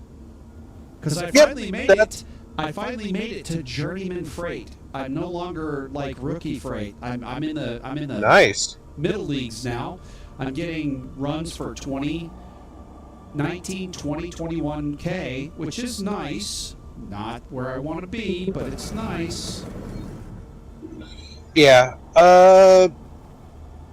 So here's what I will say about my experience with the cargo missions. I think they're fun, and I think that they are a good step forward for cargo hauling gameplay, but they need a lot of work. Oh, I'm not going to disagree. Every gameplay lead needs a lot of work, dude. All of them. Yeah. I mean, there's a reason why they have a bounty hunting 2.0 at some point. Yep. Now, you're not wrong. When that happens, but it's supposed to be coming at some point.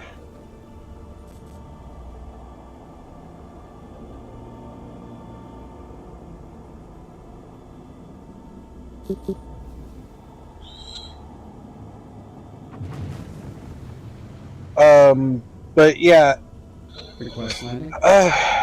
And back to what you were saying about the Atlas. Yeah, I don't disagree. It needs some functionality changes for sure. I do think that it's fun to play around with, despite the issues that it has. Like the other day, I was messing around with it with Raving's Atlas, and he has 2 of them, and I had for science see what happens when you drop an Atlas on someone, because you never know with Star Citizen with how weird it is. Yeah, what you would expect happened. The Atlas bounced and the person was killed. More like an anvil going at high speed, going squish. Oh, really? Yeah. It didn't really bounce. It more or less love tapped him on the top of his head and he died. Ooh, I got frame rate drops big time. Wow. Okay.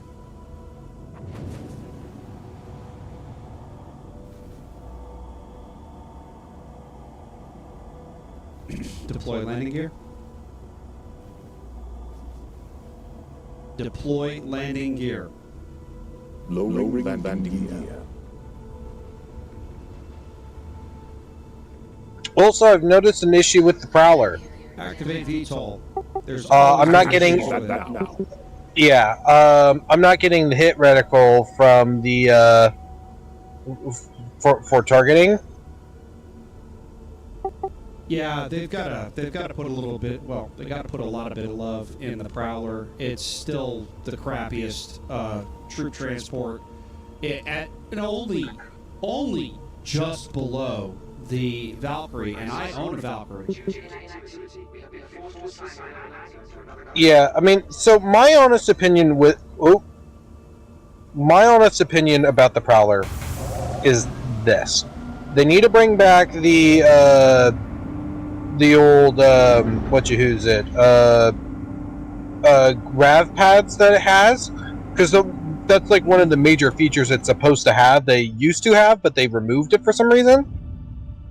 It's supposed to be able to float in the air with the engines off and drift, because it's a stealth drop ship. That's like the main kind of focus that it has. Yes. And as of right now, it fails miserably as a stealth dropship. Because I mean, there is some aspects of it that I think is really nice to have in a dropship. Because when it comes to like dropping off troops, when you have your landing gear down or you're in VTOL mode, troops, all the troops that are coming out of the Prowler have cover the moment they get out of it. Which none of the other dropships in the game currently have that. What are you talking about? So So, what do you mean by cover? so, for example, so you know how when the Prowler's landed, it has like the wings touching the ground, Yep. and in the back there's cover from enemy fire as well, unless they're like directly behind the Prowler. So from side to side, from where the troops are disembarking the vessel. Yeah, so they're not supposed to be disembarking from that side door. They're supposed to be disembarking directly in front of where they were standing in the racks. Yes. So yes, which also has cover. Not really. Not really. But when they hit the ground, they do have cover. The point was they weren't supposed to be deployed on the ground. They were supposed to deploy in the air. They were birds, or bird people, and they had flying suits. They had flight packs. Yeah.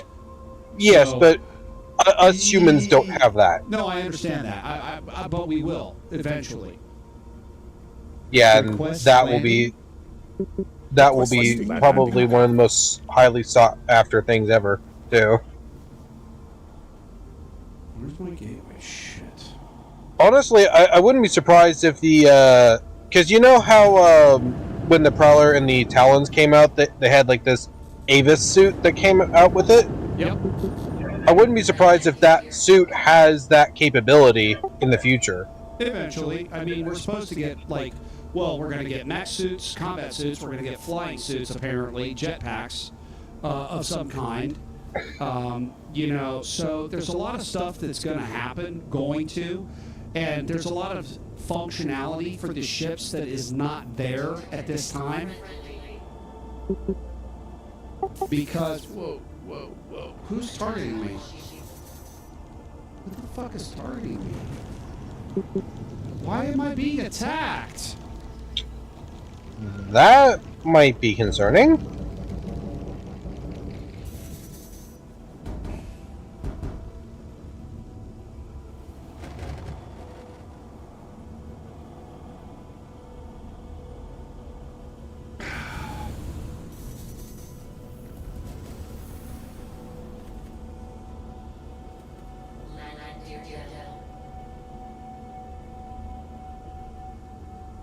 I must have bumped into something around this station. But, so one thing I will say is recent leaks have shown that there is files for a Titan suit, though. Now, obviously, they're leaks, so take it with a grain of salt, of course. But that's still exciting to see.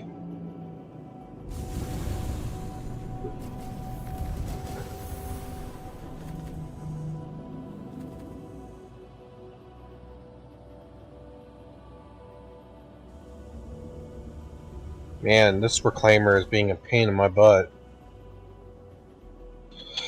I don't have a crime stat. Why is it not? Wonder. I'm gonna quickly swap seats here, see if that solves the issue that I'm having.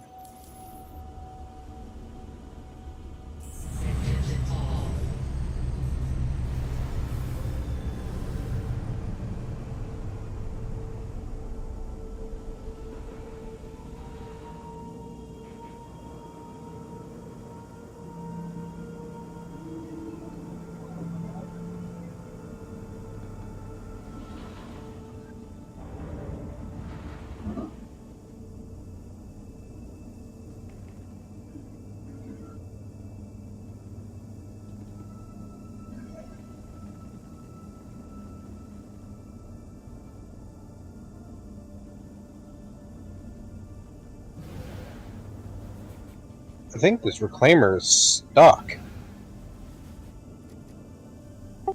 You might have to get out a towing ship and pull it out and yeet it, get out of the, open the hangar and yeet it somewhere and then claim it again. That's what I'm going to have to do with the carcass of my enemy ship. Enemy reclaimer. Oh. I'm in bounty hunting. Oh. I'm at an MRT and it's at a location where there is a reclaimer. Roger that. And since it's in Atmo, I can't EVA and deal with it the manual way.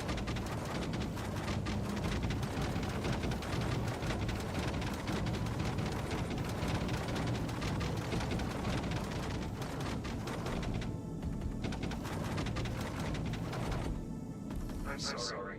Due to inactivity, we have been forced to assign our landing to another customer.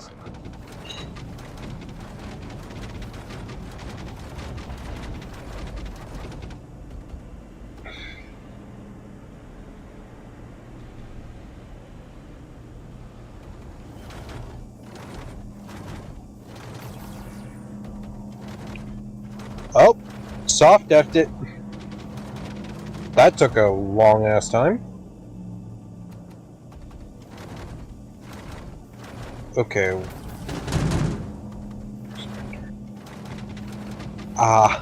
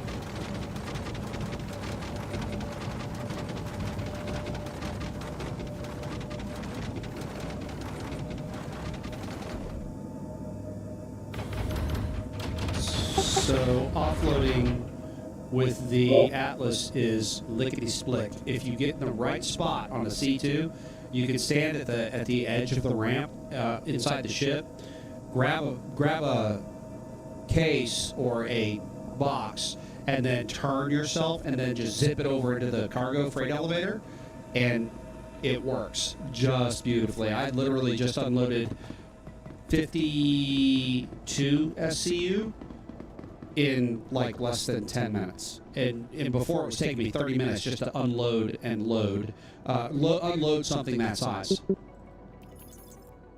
Nice. Question, and I probably know the answer, but I'm just going to ask it anyways. What Atlas did you buy? The $40 one or $35 one? I used store credit and bought the $40 one, but I also got a skin for it, so, you know, I'm probably going to end up keeping it, to be honest with you, but I didn't need the war bond.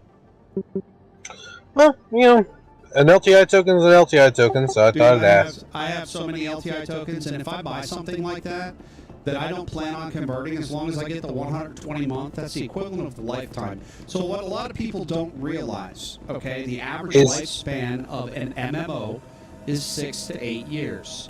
There are those exceptions to the rules, such as World of Warcraft, for example, Diablo, another example. Online. Diablo Online, yes. There are exceptions that have been on for, 10, 20, 30 years, but they're the exception, not the rule. So if I get 10 years out of Star Citizen, and then I have to start buying insurance, I don't have a problem with that. I really don't. That's literally the lifetime of a game. Yeah. I like just looking at 10-year insurance, like, which is, the 120 month. I had looked at that and went, that's actually more worth it than lifetime, because you can you can pretty much always get 10-year insurance as long as there's some kind of special event going on. Mm-hmm, and exactly. I am stuck. It's more readily available. You don't have to use new cash to get it. You can use store credits. It's going to give you the equivalent of a lifetime of play with a game once the game goes live. Now, that's the other thing people don't understand. I might have 3 more years until we go live with the game, okay? 3 more years. Well, Which means effectively you have 13 years of insurance. Exactly. So there's math involved here that I'm going, realistically speaking, if this game lasted 30 years, I would be pleasantly, happily surprised, but I doubt it will. Okay? 20 years, maybe. But even 10, I'd be happy with 5. I'd be happy with 8. I played City of Heroes for 7 years. Then it died. And then there was a private server that was online for many, many moons, and it's still online, as a matter of fact. But the game City of Heroes itself is no longer made. It's no longer supported. There are no DLCs. There's nothing. But people still play the game. Now, you have to understand, I played City of Heroes back in the early 2010s, okay, when it first came out. And... well, actually, the late 2000s, early 2010s was the rage. It stopped being a viable game, I believe, in 2012, 2013, something like that. So I already put in 7 years at that point. At $15 a month for 7 years, that's a lot of money. Yeah. It's a lot of money. Just saying. Not including all the, like, City of Villains. When that came out, I bought City of Villains. And that was another $60, $70 investment plus internet fees, blah, blah, blah, blah. So it adds up. But if I get 10 years but I digress widely. Go back to my point. 10-year insurance, 120-month insurance, even 6-year insurance is very, very viable and worth me not having to invest fresh money using a store credit to get it. I'd rather do it that way. Yep. I mean, really, LTI is just a collector's thing. I'll be right back. Yep.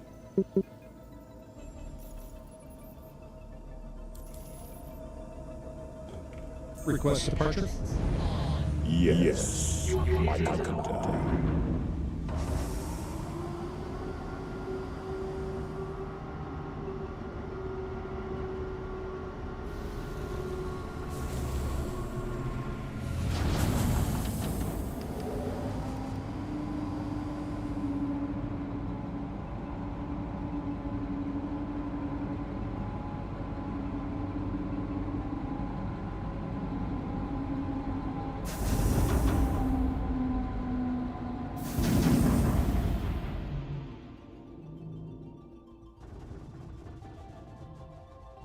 Why is the station shooting at me? Thank you. And please use it again.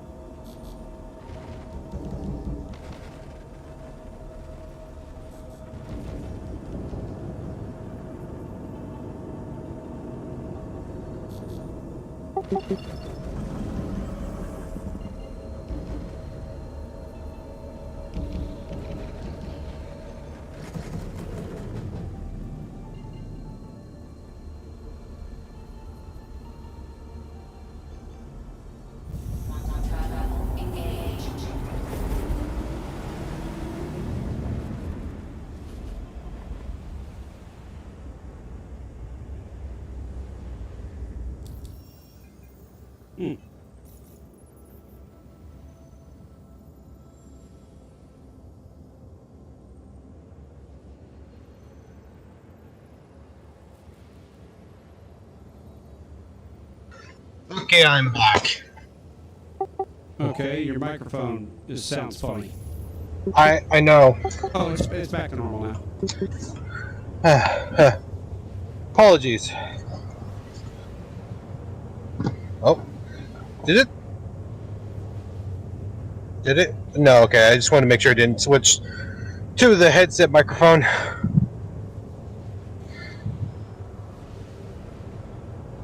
So, anyways, what I was saying was that lifetime insurance is more of a collector's item.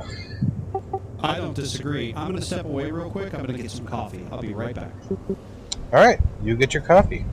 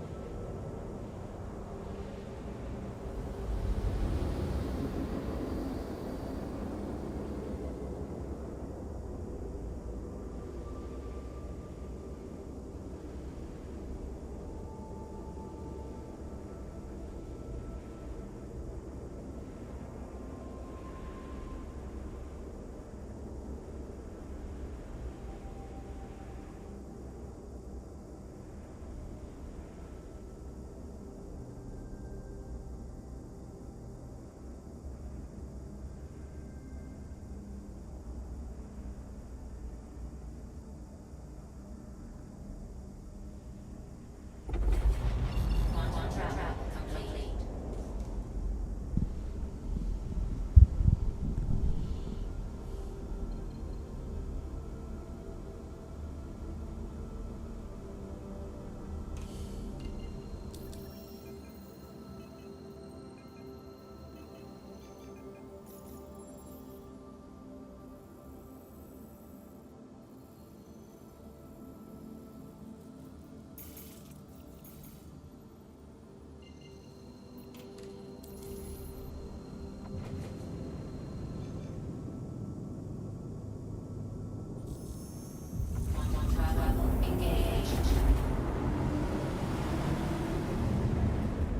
I'm sorry, it's called junior rank cargo hull. I'm no longer like rookie, I'm junior. So Yes. cool.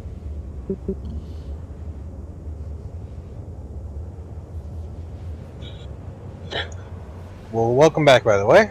Oh, thank you. But yeah, I will admit that I have three things with, like, my entire fleet for the most part has lifetime insurance.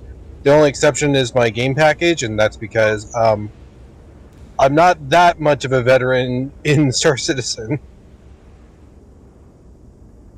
Look, everybody who gets LTI, we did it for a reason. Okay, so like I bought a bunch of cutters, and I bought an STV, and I bought this, that, and the other thing, and I CCU chained them upwards because I want to get a very big ship that's going to cost me a lot of money through my CCU chain, eventually to the point where I'm actually able to fly it because it's available, right?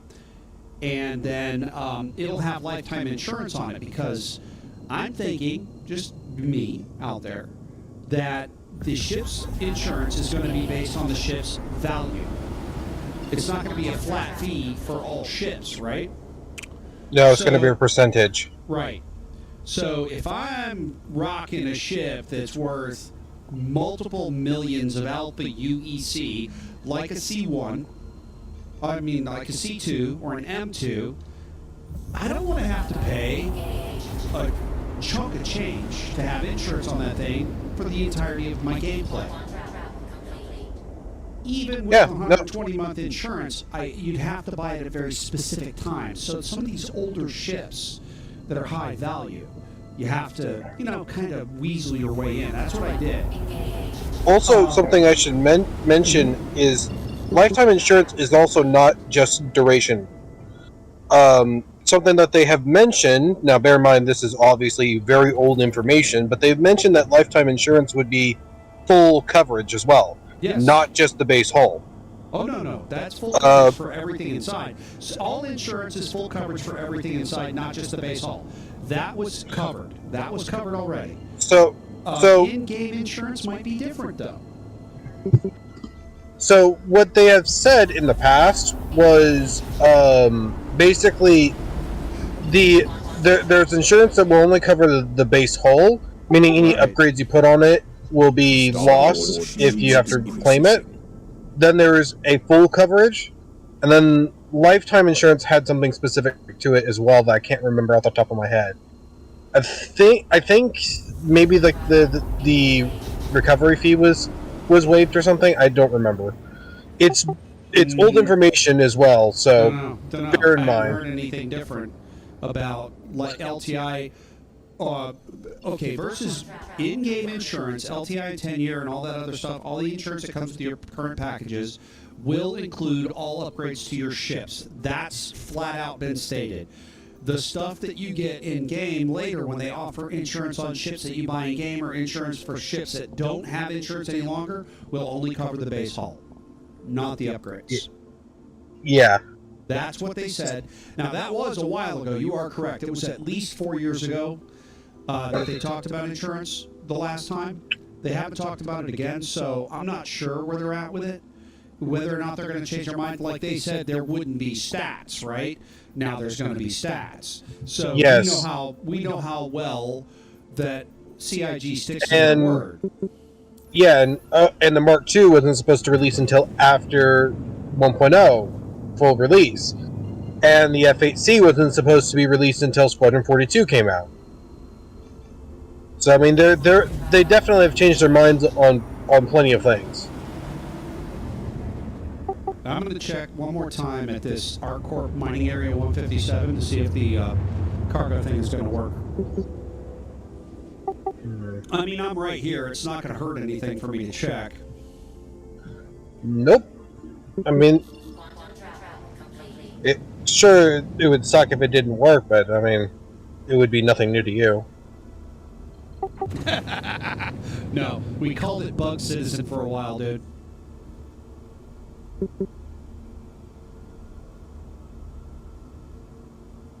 I mean, don't get me wrong. I'm a dedicated and loyal CIG / Roberts Space Industries / Star Citizen fan. I'm dyed in the wool. I've been playing Chris Roberts games since computers were new in the world. I mean, back in the early days when it was a 286 machine with a monochrome screen. I mean, I played the original Wing Commander on a monochrome green screen with a fucking Atari joystick plugged into the back of a 286. I mean, we had some of the worst, jankiest, weirdest games with the crappiest graphics, but they were so fucking cool because they were games. Like, we didn't have games up until that point, you know? Video games were just a science fiction thing.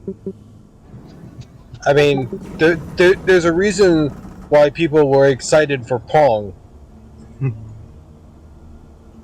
Yeah.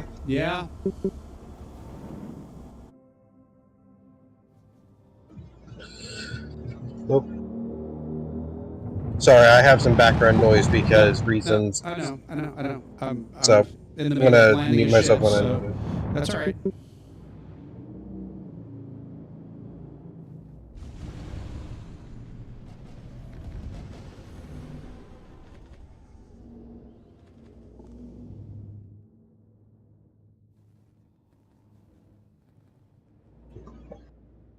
So, how much are the cargo missions paying out for you now? Between if I take the big ones, the medium, I can only get medium-sized hauls, and they run anywhere from 17 to 21. I mean, it's not the worst thing ever, but it definitely could be a lot better. Oh, I don't disagree. I mean, it's not the worst, but it's not the best either. Yeah. You would definitely be making a lot more money from salvage. Nope. I actually made more money running recycled construction material than I did from salvage ever. I made $100 million alpha UEC running recycled construction materials, RCMs, when they did that whole what was it, scrap release. They did the RCM where you buy it at little outposts on one Hurston or what was it? Hurston or one other planet. Shit, I just did Hurston mostly. So you buy the RCM at the outpost, you load your ship, you fly to a TDD, you sell it at the TDD, and my route was Hurston to ArcCorp, Hurston to ArcCorp, Hurston to ArcCorp, Hurston to ArcCorp. In an 8-hour day, I made $20 million in one 8-hour day, just playing on a Saturday. And it was back and forth. And I was taking, like, I would go ArcCorp direct to Hurston, land at Pickers Field, buy my stuff, get off the planet, get to atmosphere, get out of atmo, get to orbit, and then fly to ArcL1. And rather than going straight to ArcCorp, because the pirates were sitting in the path between Hurston and ArcCorp, they would literally start flying towards ArcCorp from Hurston and stop about 100K out, and they'd sit there with interdiction ships. So what I was doing is I was flying around that path. I was going ArcL1, then ArcCorp, ArcL2, then ArcCorp, where I'd go to HurL1, and then ArcCorp. I would literally fly a strange path. It didn't bother me that I was using up fuel and time because I didn't get pirated, not once. Other people got pirated, but I was sitting pretty, to be honest with you, and I was happy about that. So I made a lot of money doing that. I'm not going to sit there and take a machine, a ship, and fucking scrape for 8 hours and make $5 million. Fuck that. Yeah, I mean, to each their own, but I will say that from what I've seen of cargo hauling when it comes to the payouts, from my personal experience, it hasn't been as good as scraping hull for RMC. Dude, our RCM, it's not RMC, it's RCM, recycled construction material. It's called recycled material composite, actually. I know this because I was doing it last night. It was. So it is I RMC. was getting the RCM or whatever that other one was. It was the other one, not composite material. It was the other one. Oh, construction materials? Yes. I think is what it's called. Recycled construction materials. That's what I kept saying, dude. In-game, I think it's just called construction materials. Right. It's yes, but it was recycled, so I was getting it from somebody else who had done the scraping, and I was doing the hauling. But that in and of itself, it was broken. They had broken the pricing. Now, I'm not one to knock it because I made my seed fortune, my first 20 million, mining. Okay, you want to talk about tedious gameplay? Mining is tedious gameplay. Fucking cracking Especially rocks. when you're a prospector pilot. That's all I was. I flew it solo. I was a prospector pilot, and there was a lot of trips, and I was managing a lot of stuff, and I was trying to tweak boulders and get just the right item on there to make them fucking vibrate, just so I could crack them, the bigger boulders, and I made a lot of money doing that. But hauling was my first love with this game. It was my first exposure to Star Citizen. When I first started, the first game, when we first started able to run missions, let me put it this way. My first mission set, the reason why I did it is obvious. I like to travel and I like to explore, but I did box missions. And that's the proto-embryonic, if you will, cargo hauling mission, right? And I really got into picking something up, loading it into my ship, flying around the verse, landing and seeing all these interesting places, looting the various red boxes and gray boxes and shit that I find at the various outposts, collecting up a bunch of guns and ammo, or not ammo, guns and armor and shit like that, and having a lot of fun. I had a lot of fun doing it. But I really got into that hauling aspect, and then when they introduced commodities that you could buy and sell, it literally was just a natural progression for me. Yeah, I mean, like, don't get me wrong. To each their own, for sure. Oh yeah, absolutely. People got straight, man. I personally just had found scraping more profitable, but it's actually not what I want to do. So that's a mindset, though. That's a mindset. You do understand that it's profitable, and you're doing it to make money right now, so that you can afford to do what you'd like to do, right? So that's not exactly the issue. Oh. What I want to do is refueling gameplay. I think you don't need to do a whole lot of map to figure out why that's a problem. Yeah, no, it's not even going to be a viable game loop. I'm going to tell you why. Not a single person that I know outside of an org is going to buy fuel from anybody. They would fly to a fucking station unless they were stranded in the middle of nowhere and desperate. They're not going to buy fuel from people. It's just not going to happen. The main thing with the Starfare is, I mean, it can refuel other ships, but it's mainly focused on refueling capital ships. So I think that once we have more capital ships that guzzle up more fuel, the need for freelance Starfare pilots might actually come. I'm telling you this as a 20-plus year veteran of EVE Online, okay? I played with a real economy, with real, like, people's money involved, and it's a trust issue. It's not that the gameplay loop doesn't exist. It's not that there are good people out there like yourself. It's going to be a matter of who can you trust to buy fuel from and not get fucking pirated. So here's going to be the problem with being a fueler, right? You're in Pyro or in Stanton. And you're flying around legit. You've got a bunch of buddies. They're your gunners. They're your refinery people. You're the pilot, right? And people throw out a beacon. Hey, I need help. I need fuel. So you fly out there, and it's a bunch of pirates. And they interdict you, and they fucking take you down, and they steal your ship, and you're back to square one. Or you're flying a big ship, a capital, okay? And there's a capital mining vessel getting ready to be released, right? So it's also got a refinery in it, and it's going to be able to refine quantanium. So you're flying around in this capital mining ship, and you're running out of fuel. And you put out a beacon, help me, I need fuel. And somebody takes it, and they show up, and they're fucking pirates. And they steal all your shit, and they blow you up or they kill you, right? So it's a matter of trust, and the trust level in an MMO is extremely low. So unless you know that person, you're not going to randomly ask somebody to fuel you up, or vice versa. So here's what I will say. I do have a great counter-argument.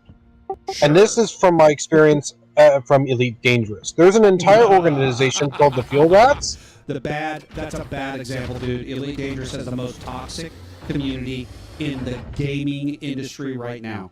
Have for years. That's a very bad example.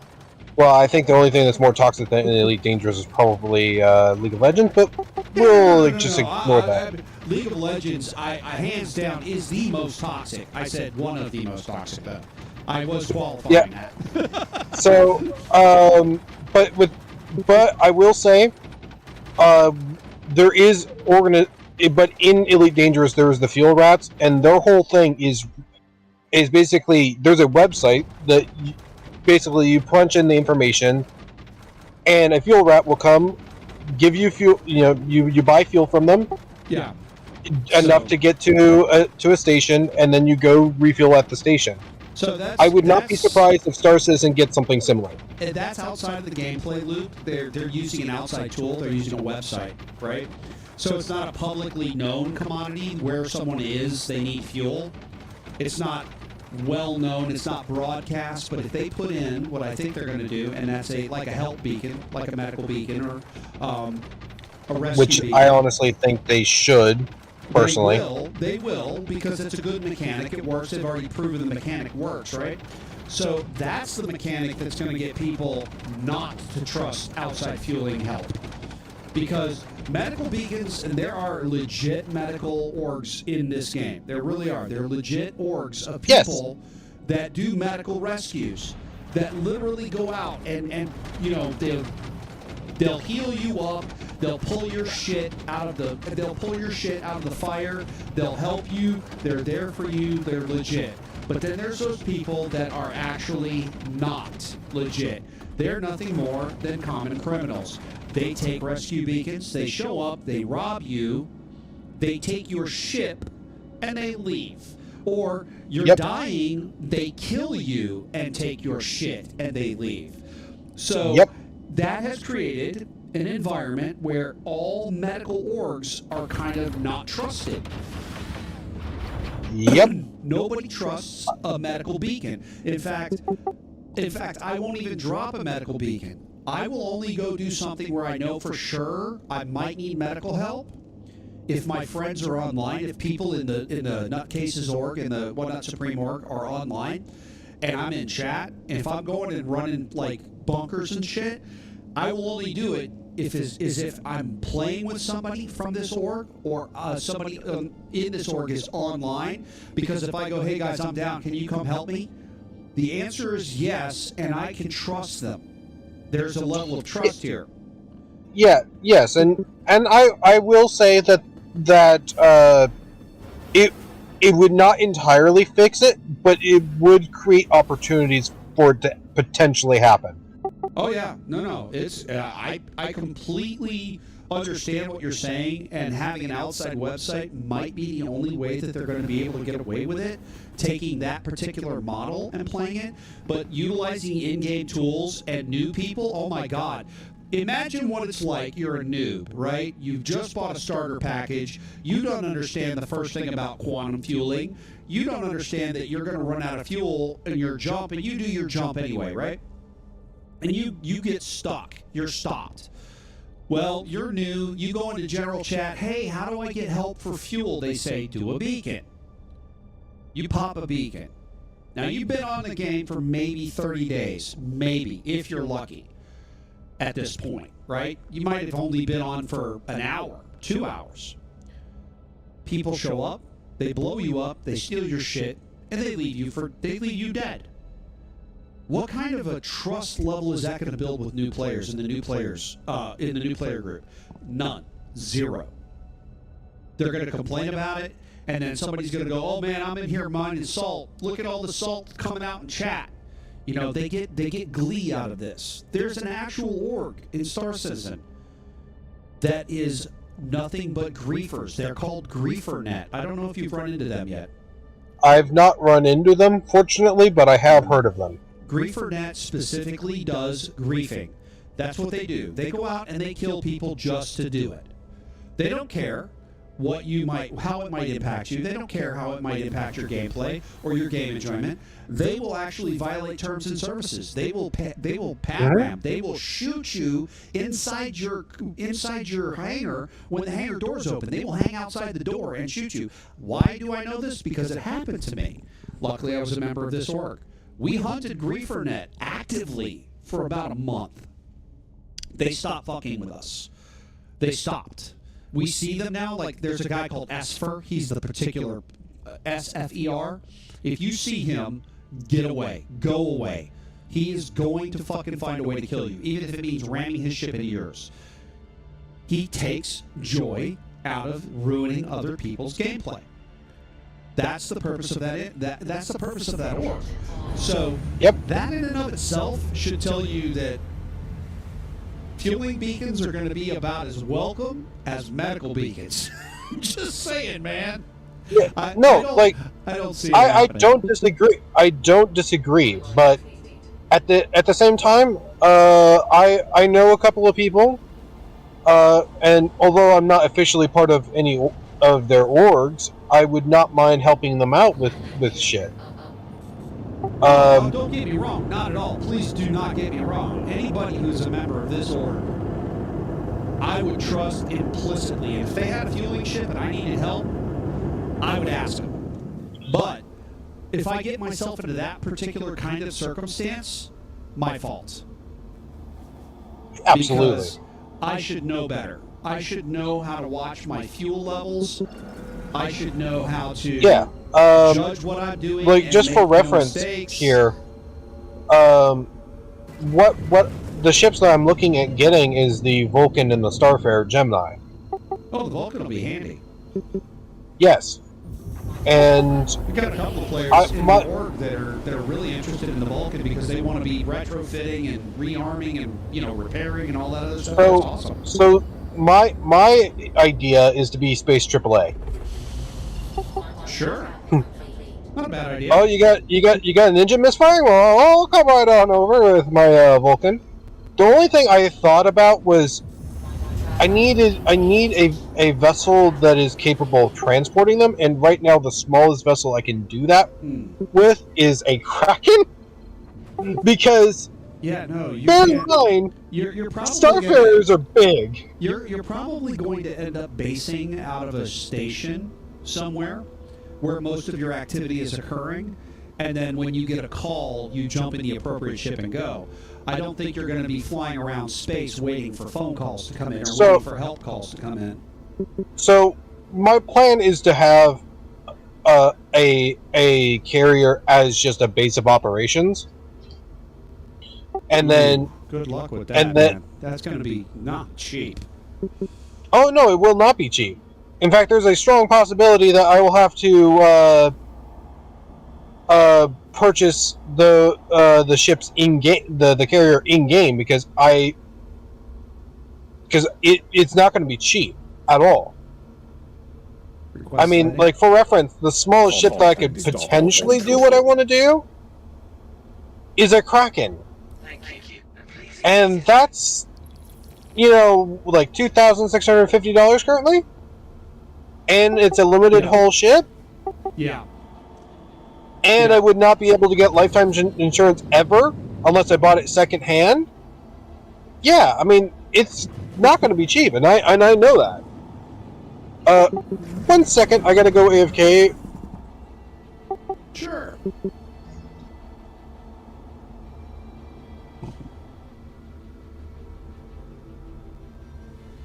All right.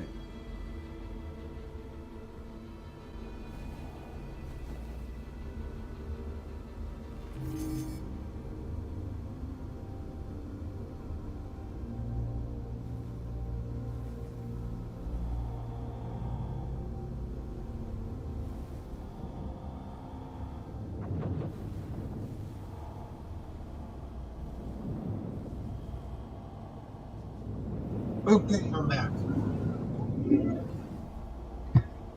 But yeah. So yeah, like, I know it's not going to be cheap, but that's why my main focus here is getting getting the ships that I actually need in order to do the things I want to do first, and then get whatever. Because realistically, all I need is a Vulcan. Because everything that the Starfarer can do, the Vulcan can do in a smaller package. Yes and no. Okay. Only one exception, and with only one fuel. Yes, that's the one exception. So the yes and no was implicit in that. So you're going to have to get a guy with like a Galaxy, a friend that's got like a Galaxy with the mining refining package. I should say module, not package. Or a buddy that has one that I don't even remember the name of that new mining ship from RSI. It's a gigantic fucking ship. The Arastra. That's it, the Arastra. Thank you. I know. What? Oh man, why is this in an armistice zone? What?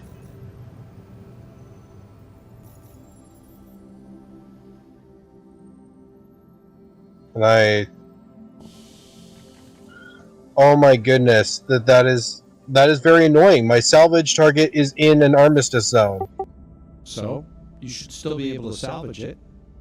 It won't let me salvage it. Oh, you have to tow it out. So grab it with your toe. I can't. It won't let me use the tractor beam. Yeah, you don't have a tow truck. Shit. Okay. So you only have a tractor for manipulating a ship. You don't actually have a towing tractor. No. Fuck. You're gonna have to tow it out and then salvage it elsewhere. Is the intention behind that? So shit. That's 3 times I've done that. Like I've got a 325P, the Explorer edition. It's got a size 2 tractor on the nose. It's my BMW tractor. BMW tow truck. I'm just going to give it a love tap and.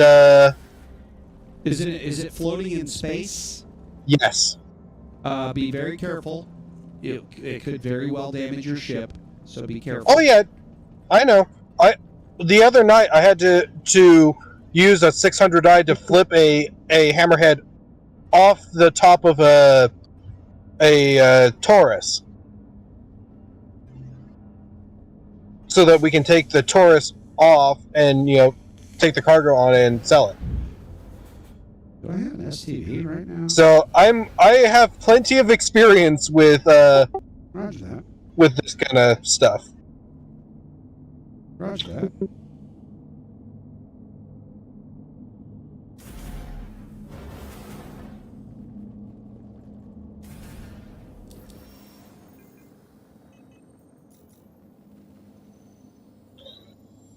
Let's see here.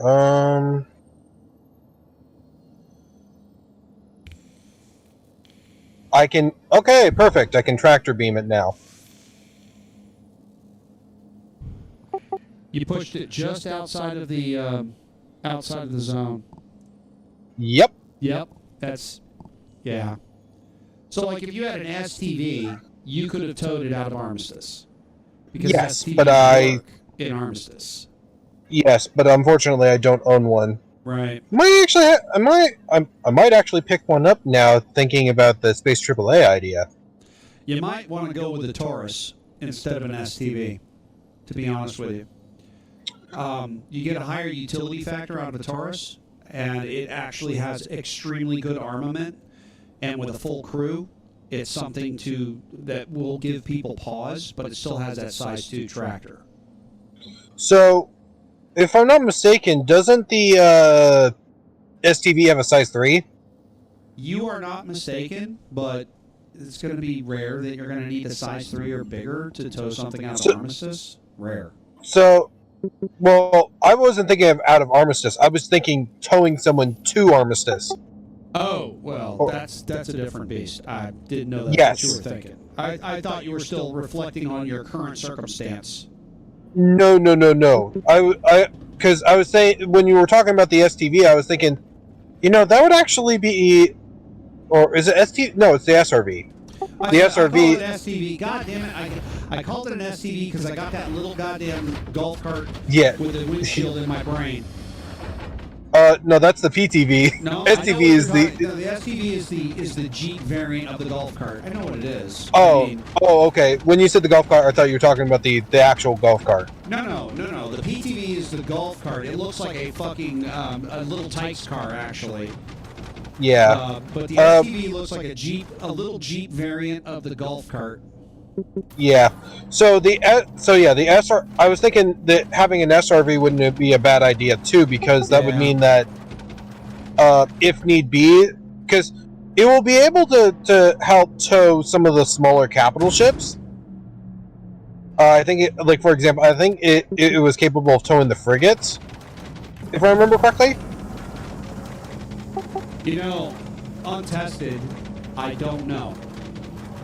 I have to double check, because if that is the case, that would be useful to have, because then I can help out there. And also, with the larger capital ships, like the Kraken, if you have multiple SRVs, you are going to be able to spread the load and basically tugboat the the Kraken out of ammo while the Kraken is pumping its engines.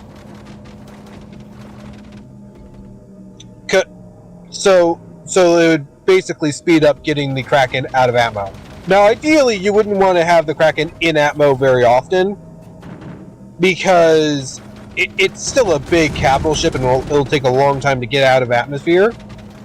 I mean, do you remember how long it took the Reclaimer back in the old atmosphere of Orson? Yeah, you couldn't get it out of the atmo. It took so long, it took so much fuel, you literally couldn't get it out. And that's why they limited its spawn now. I believe they limited the spawn to space only at this point. I'm not sure. They were making noise about that. I don't have a Reclaimer, so I don't know. It is spawnable in Orson, because I've seen it in the Orson hangar before. Oh, okay. I think that's kind of stupid. Letting it spawn someplace where it can't get out, you know? It can get out of Orson nowadays. Now, because the atmosphere is only 90 kilometers deep and you start at 83. But back in the day when you had to go 140 kilometers and you started at 60, yeah, it was kind of hard. Yeah. I mean, you could do it, but it was not easy. Yeah, if you land that thing like on, we landed one on Hurston, and we just left it there. We couldn't get it out of the atmo. The gravity was so bad, you couldn't even get it out of the atmo of Hurston. Yeah. So we just left it. Which is why I think having something like multiple SRVs towing a smaller, like a capital ship, would make sense, because you're tugboating it effectively.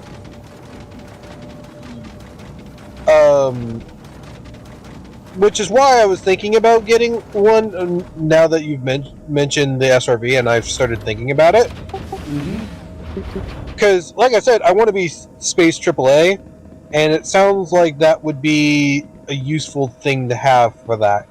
Oh, absolutely. I mean, I'm not knocking it at all. I'm going to use my 325P to literally haul people who park their ships and leave them floating in space. I'm hauling them out of Armistice to have them blown up.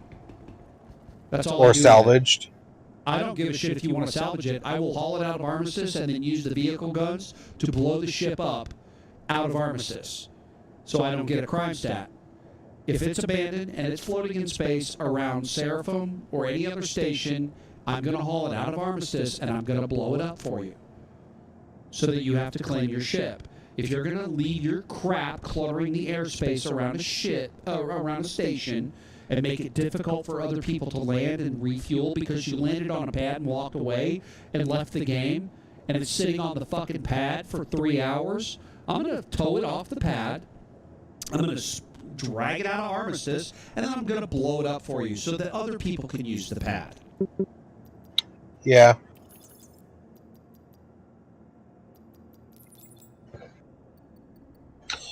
Yeah, but yeah, from what I'm thinking of, that, I'm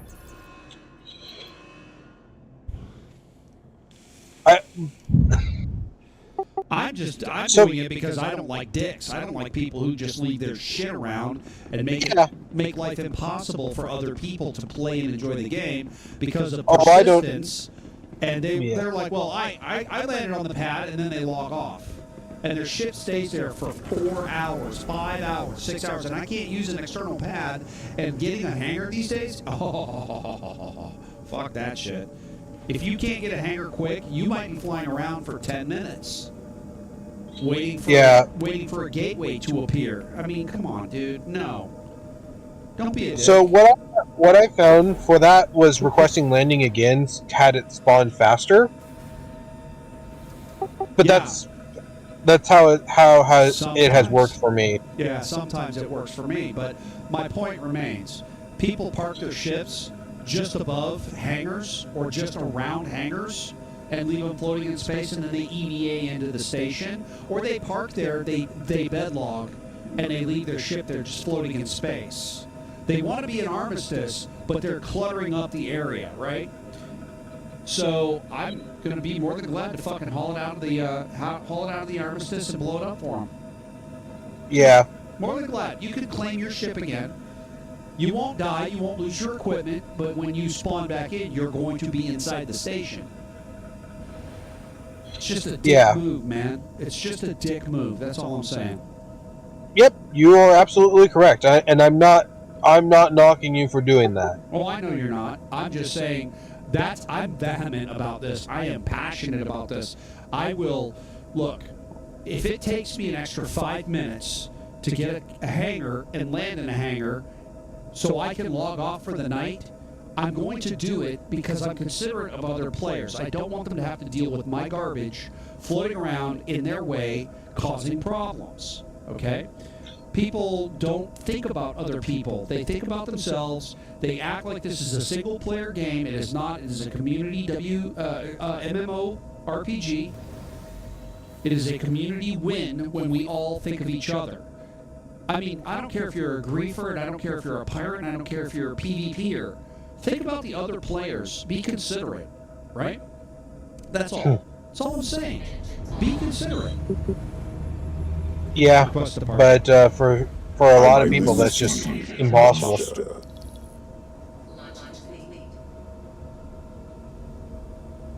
Unfortunately.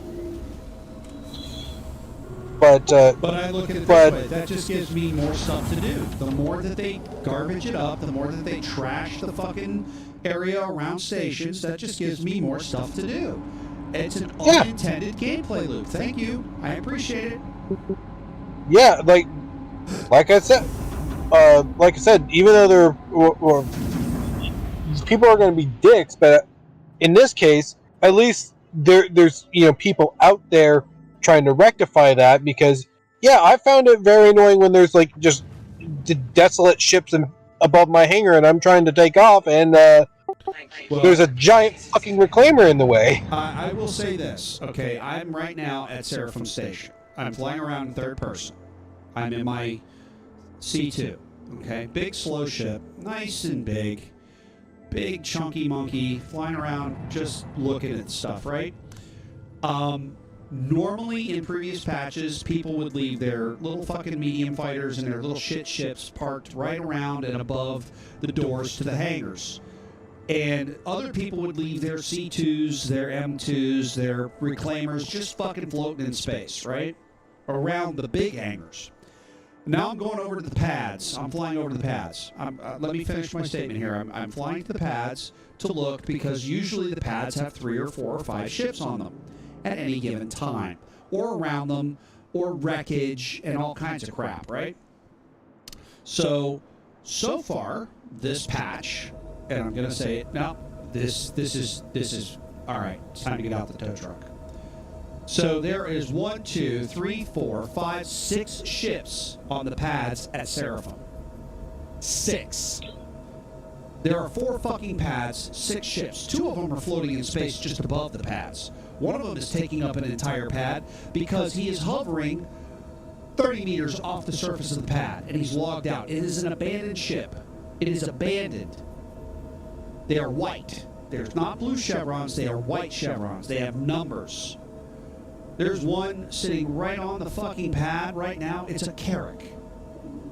Okay? It's a trashed Carrack. The Carrack is fucking ripped apart. It's in, it's got missing components and shit. But it's parked. Right here. This is the crap I'm talking about. This crap. Yep. Okay. And just imagine how bad it will get once we have 1,000 players in a server. It's going to get worse. That's why I'm going to be busy.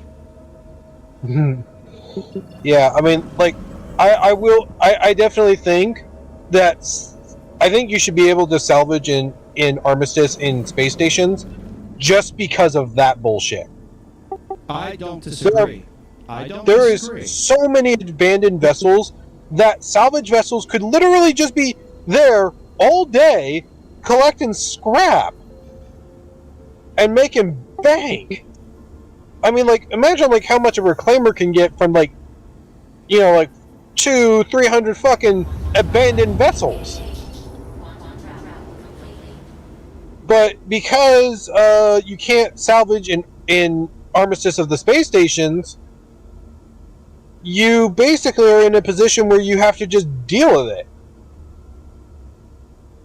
Unless someone else, does something and actually tries to get rid of those ships.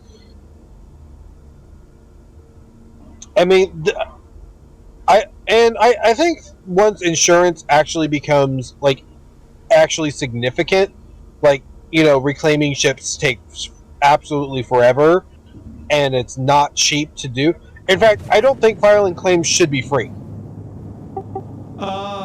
Filing insurance claims should be free, but if you're just the reason. Okay, so there's a caveat in my butt. There's a statement there.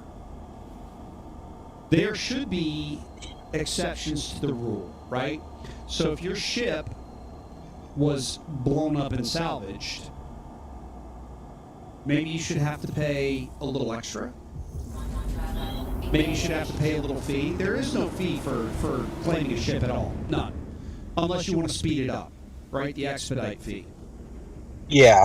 So when you think about this, though, somebody claims a Carrack, it takes them almost an hour without paying an expedite fee. I think it's like 40 minutes, 45 minutes, something like that. Okay? So I'm not only costing them an hour of their gameplay time to get their Carrack back if I drag it out of Armistice and blow it up and then have somebody scrape it, or just blow it up. I don't even have to salvage it. Just have to blow it up, right? Not only am I costing them an hour of gameplay waiting for that thing, I'm costing them any amount of alpha UEC it costs to expedite that. And I think the value is based on how many minutes you're going to shave off, right? So there's a penalty right there. It's either time or money. So they're getting penalized. But here's the thing. To be fair. So here's the thing, though. I've not... from what I've seen, though, I mean, if we look at... because here's the thing. Abandoning a Carrack on a pad, they're still being penalized anyways. They're not going to be able to just retrieve that. And so unless they bedlogged, they're going to have to wait that time anyways.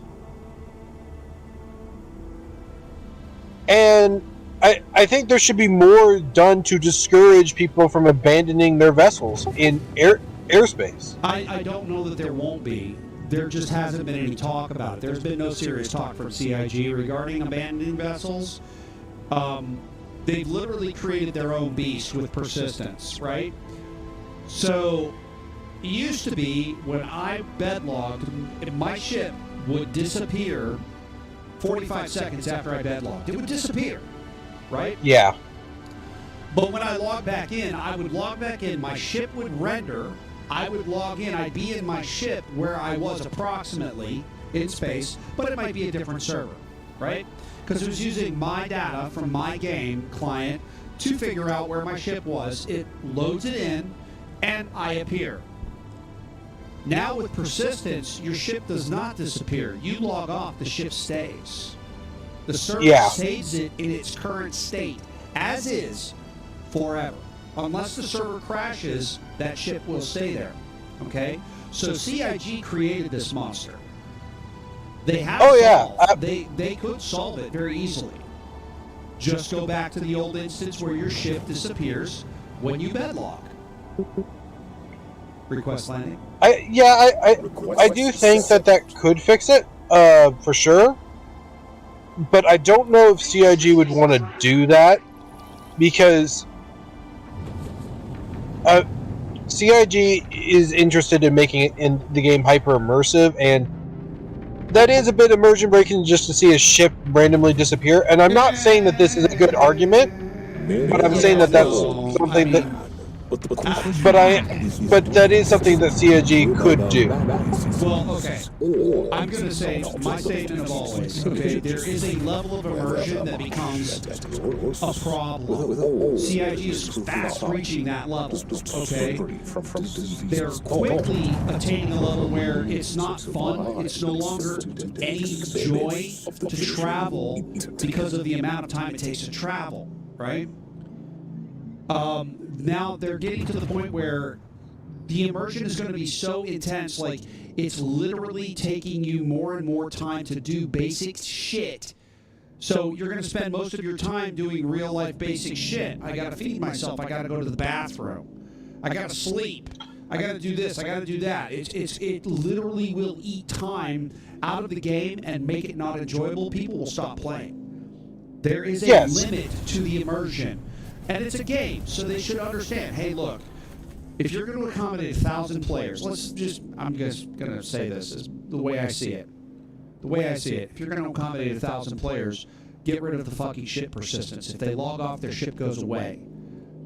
It can always be respawned where they were, unless there is somebody in that vessel that is not asleep, that is not logging off. That ship should vanish. The minute the last person who is occupying that ship logs off, that ship should vanish. Within a reasonable amount of time. Shit. Request landing? Yeah, like that's entirely fair, and I don't disagree with you that would be a great fix for this problem. Landing. So I mean, and I do think that yeah, there's a certain point where gameplay matters more than immersion and realism. But there is some realism that I think that they added that's fine. Like, I don't mind manually loading the boxes into a cargo ship, and they're providing equipment to speed that process up as well. And if I'm not mistaken, you can also auto load cargo. You can auto load cargo, but it takes time. It actually takes 20 minutes to auto load cargo. So well, it depends on the box size and how much cargo you have. The average that we've come across is about 20 minutes right now, and that's small and medium cargo missions. So there you go. That's another thing. Okay, it's not instantaneous, great, but I'm going to have to sit here and fucking go have a cup of coffee. I can go watch a YouTube video while I'm waiting for my fucking cargo to load. Dude, that's an immersion-breaking level of bullshit. Yeah, it breaks the fun. It doesn't break the game. It breaks the fun. It makes it not as enjoyable to play. So I do think that it should definitely be tweaked. Don't get me wrong, 20 minutes is way too fucking long. But this is also initial implementation of the cargo refactor, effectively, like a secondary refactor. They'll fix it. People will complain. Trust me on this. I'm not worried about that. I'm more concerned about the level of realism, the level of what we were talking about, the ships remaining persistent and floating around and junking up space. I mean, they got it to the point where they had to fix their persistence because the wreckage from ships blowing up were causing accidents. People couldn't get out of hangars because there was so much wreckage from other players being blown up as doing stupid shit or whatever. Their wreckage was persistent. They had to fix the code so that the wreckage vanishes after a short period of time because it was causing people not to be able to play the game. Yeah, no, don't get me wrong. There is a certain level where immersion stops mattering and quality of life is more important. Can you salvage by hand? Yes. What happens to the Hulk when you're done? It still leaves a carcass, right? Yeah, it does. You can only hull scrape. You can't. Really, and also I wouldn't recommend hand salvaging anyways because you don't make a whole lot of money, and the only real benefit. I want to get rid of this Taurus chassis, dude. There's 1/3 of a Taurus sitting in my hangar off to the side, and it won't go away. I need to get rid of it. I need to figure out a way to get rid of it. Do you have a salvage vessel? I will get one. I'll go buy a fucking Vulture. I've got 120 million out for UEC. I'll buy a Vulture. I don't give a shit. I might buy an STV and just haul it out. SRV, sorry. He did it again. Yeah, well, I mean, I'm gonna do it. I have dyslexia, you know, and dysgraphia, so. Well, I will say that it's also fair. I think I would even get the names mixed up just because they are so similar. Nah, it's okay, dude. I accept the fact that I make mistakes. I have dysgraphia and dyslexia. I've dealt with it my entire life. It makes me sound stupid sometimes, but I'm not. I work with numbers and math all day long, and I do just fine because I have tools that I use. There's methodologies that I use to work with numbers that work, but I can't fix my dyslexia. There's nothing I've found that can fix it in my brain. So when I'm thinking of letters or, you know, spelling, it's thank God for autocorrect, man. Thank God for autocorrect. I will say that I don't disagree. But yeah, I just wanted to make sure you understood I wasn't trying to make fun of you. No, I get that.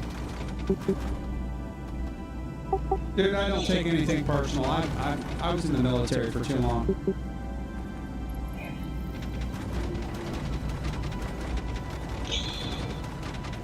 But yeah,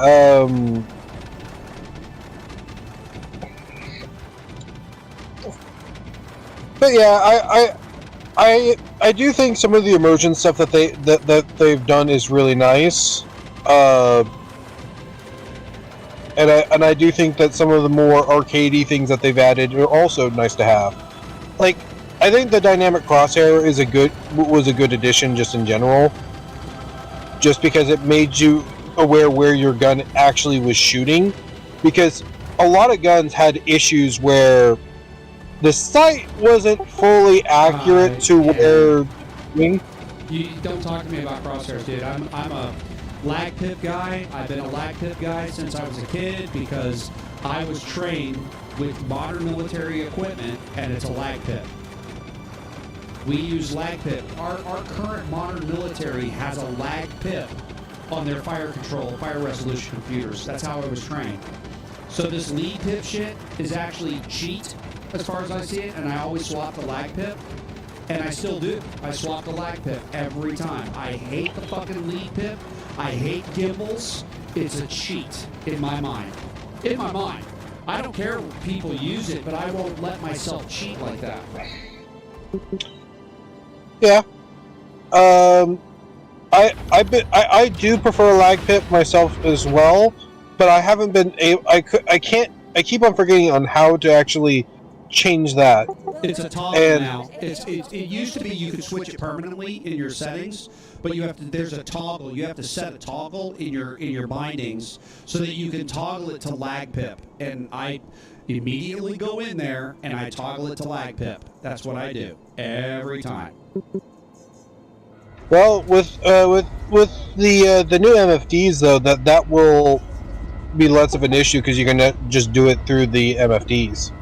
That's going to be even more of an issue because then I have to fucking manipulate an MFD while I'm flying. No, I'd rather have a toggle switch where I can click it on my stick. Clarification. It's an option, not the only way of doing it. Oh, good. At least from the way they've described things.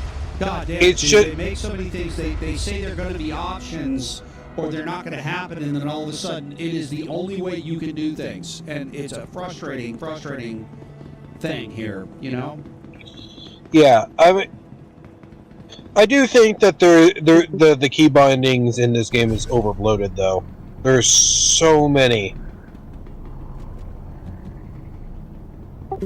Like, I can understand like some of the more gameplay loop specific stuff, like the salvage key bindings and the mining key bindings, but there's like a bunch of other unnecessary key bindings that most people aren't going to use, and it's just like, why is this a key bind? Like, for example, independently opening all doors or closing all doors. You would just have a key bind to toggle open and close all doors. I do have that. If you already have that. You can set it. in your keybinds. You can set it to open all doors or close all doors. I'd like to be able to open and close individual doors because I don't want to open every fucking hatch to the outside. I might only want to open a ladder, right? That option would be nice. Yes, but as of right now, you have either a keybind to open and close all doors, a keybind to open all doors, or a keybind to close all doors.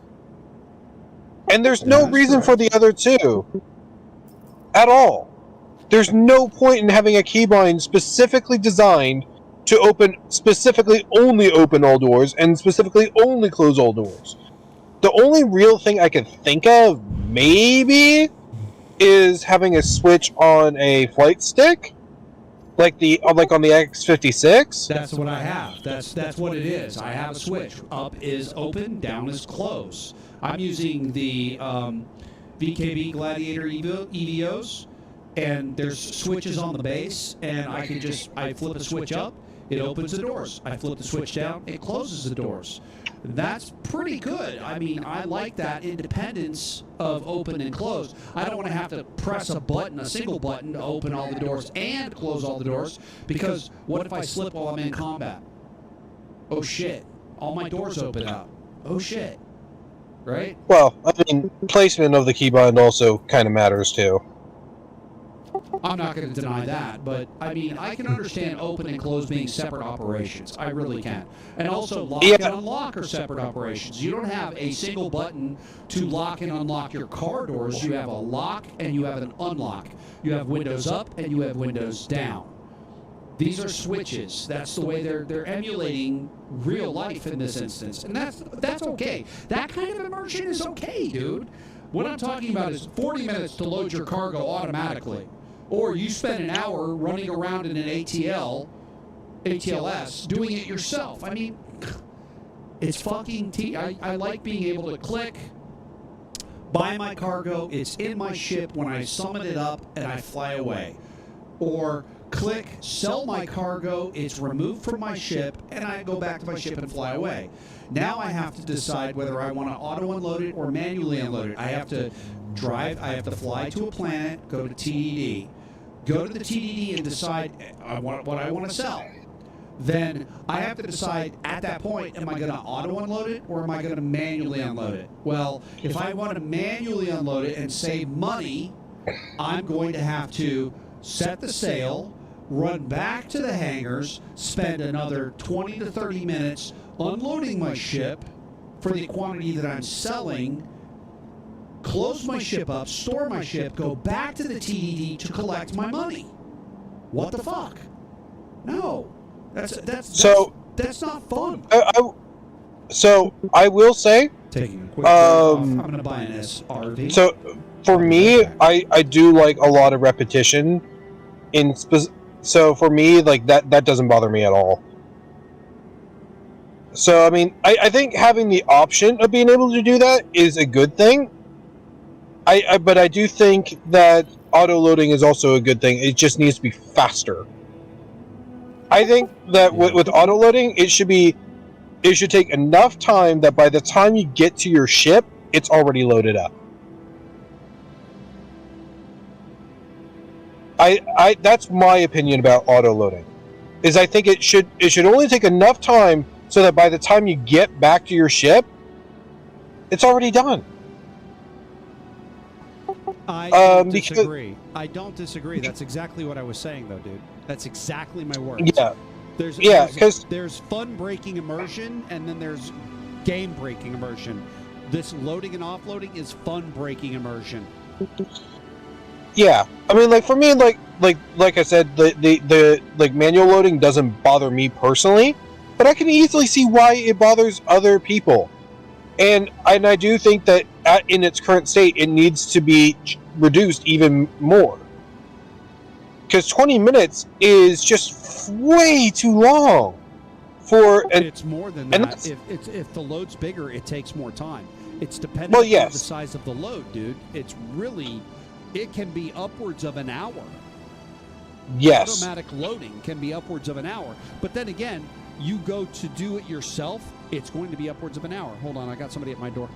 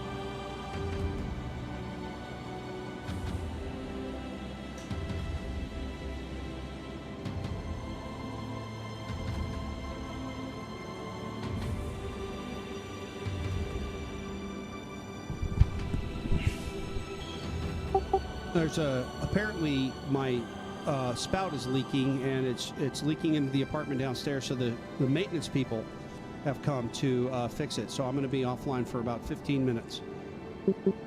Alrighty. It's not going to take very long. I just don't want to be talking with you while somebody's in my bathroom fixing my fucking tub spout, right? Nope, that is entirely fair. MPUV? Should I get the MPUV to haul this fucking carcass out? Because I don't see the SRV available. I have one in my buyback, but I don't have any tokens. Where are you currently? Me, I'm in Orison. Oh, so you can't go buy an SRV.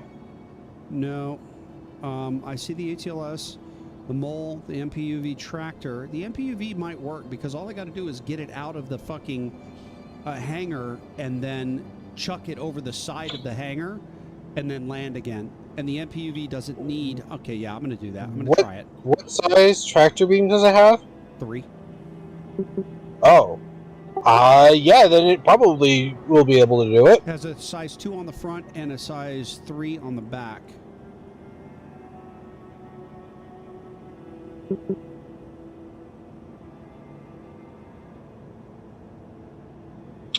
Yeah, because I can't remember if the SRV has a size 3 in the back or a size 4. I think It's it one has of a the size two. 4. I think so too. But I think a size 3 should be able to haul out Connie.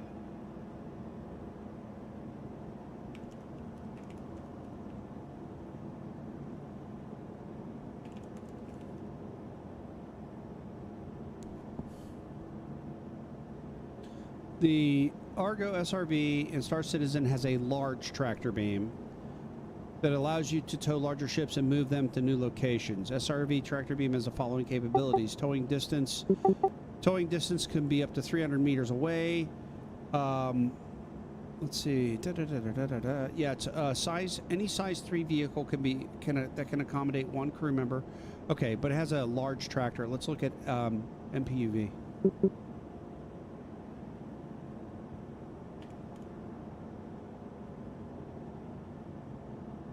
Size 1 and size 2. So it's not telling me size 1 and size 2. No, that's not I didn't buy an MPUV. I bought a...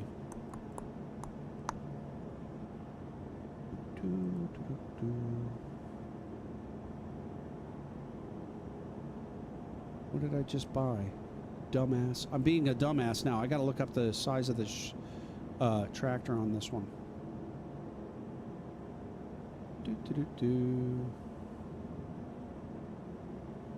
I got the MPUV. I was correct. So it's a size 1 in the front and size 2 in the back, which is small and medium. Let's see if it works. Let's see if it works. It can't hurt.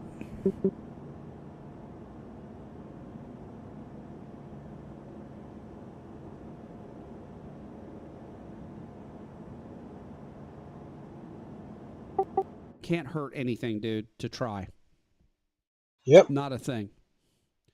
If anything, I'll wait until tomorrow and then I'll melt the ship. You know what I'm saying? Yeah.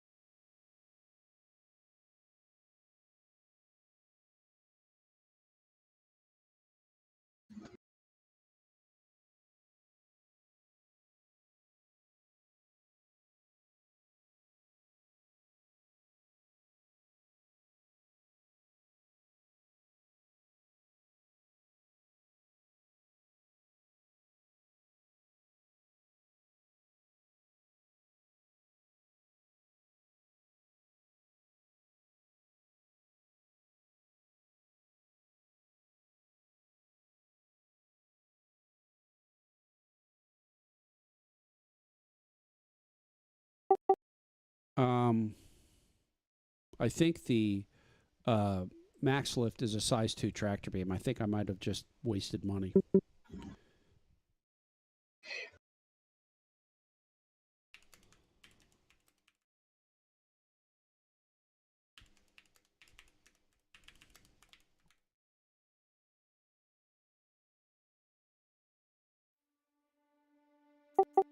You can combine 2 beams to lift up to 32 SCU. So it's a size 1. So the MPUV can lift 32 SCU by itself with the back tractor. So max lift is size 1. I couldn't affect the hull. I tried it with the max lift. Didn't do shit. Wouldn't even lock on.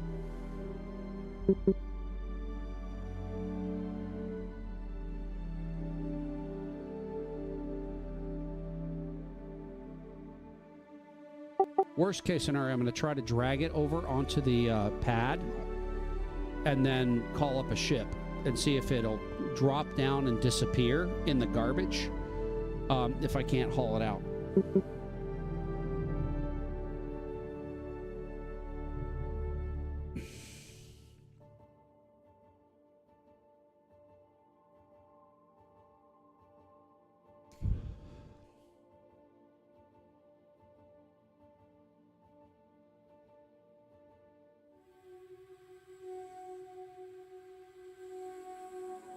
All right, we're going to try this.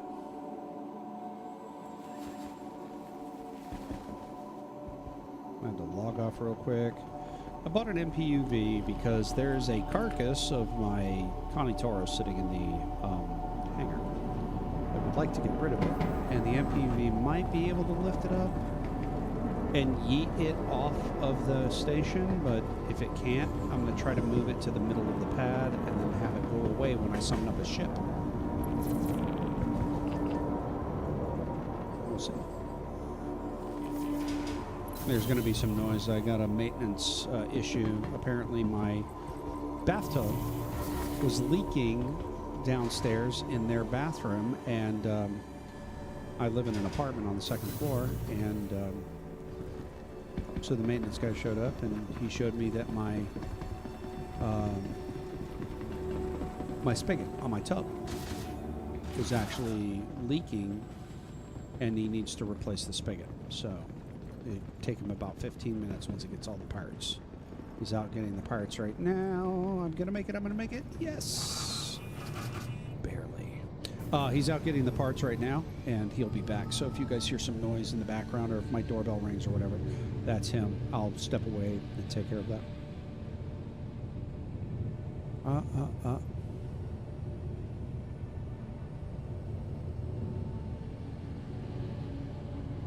Okay.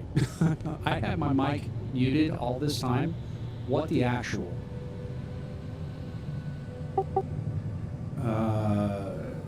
Shit. I don't know if it's picking up you guys when you talk. Can you say something, man? Me? It is picking you up. It's not. It wasn't picking me up. I had my mic muted this entire time. Whoops. On my stream. Yeah, whoops. That was a dumbass. I'm gonna have to stop the stream and start it again because people are gonna think I'm a retard. Which is what I'm gonna do right now. I'm gonna stop the stream and start a new one.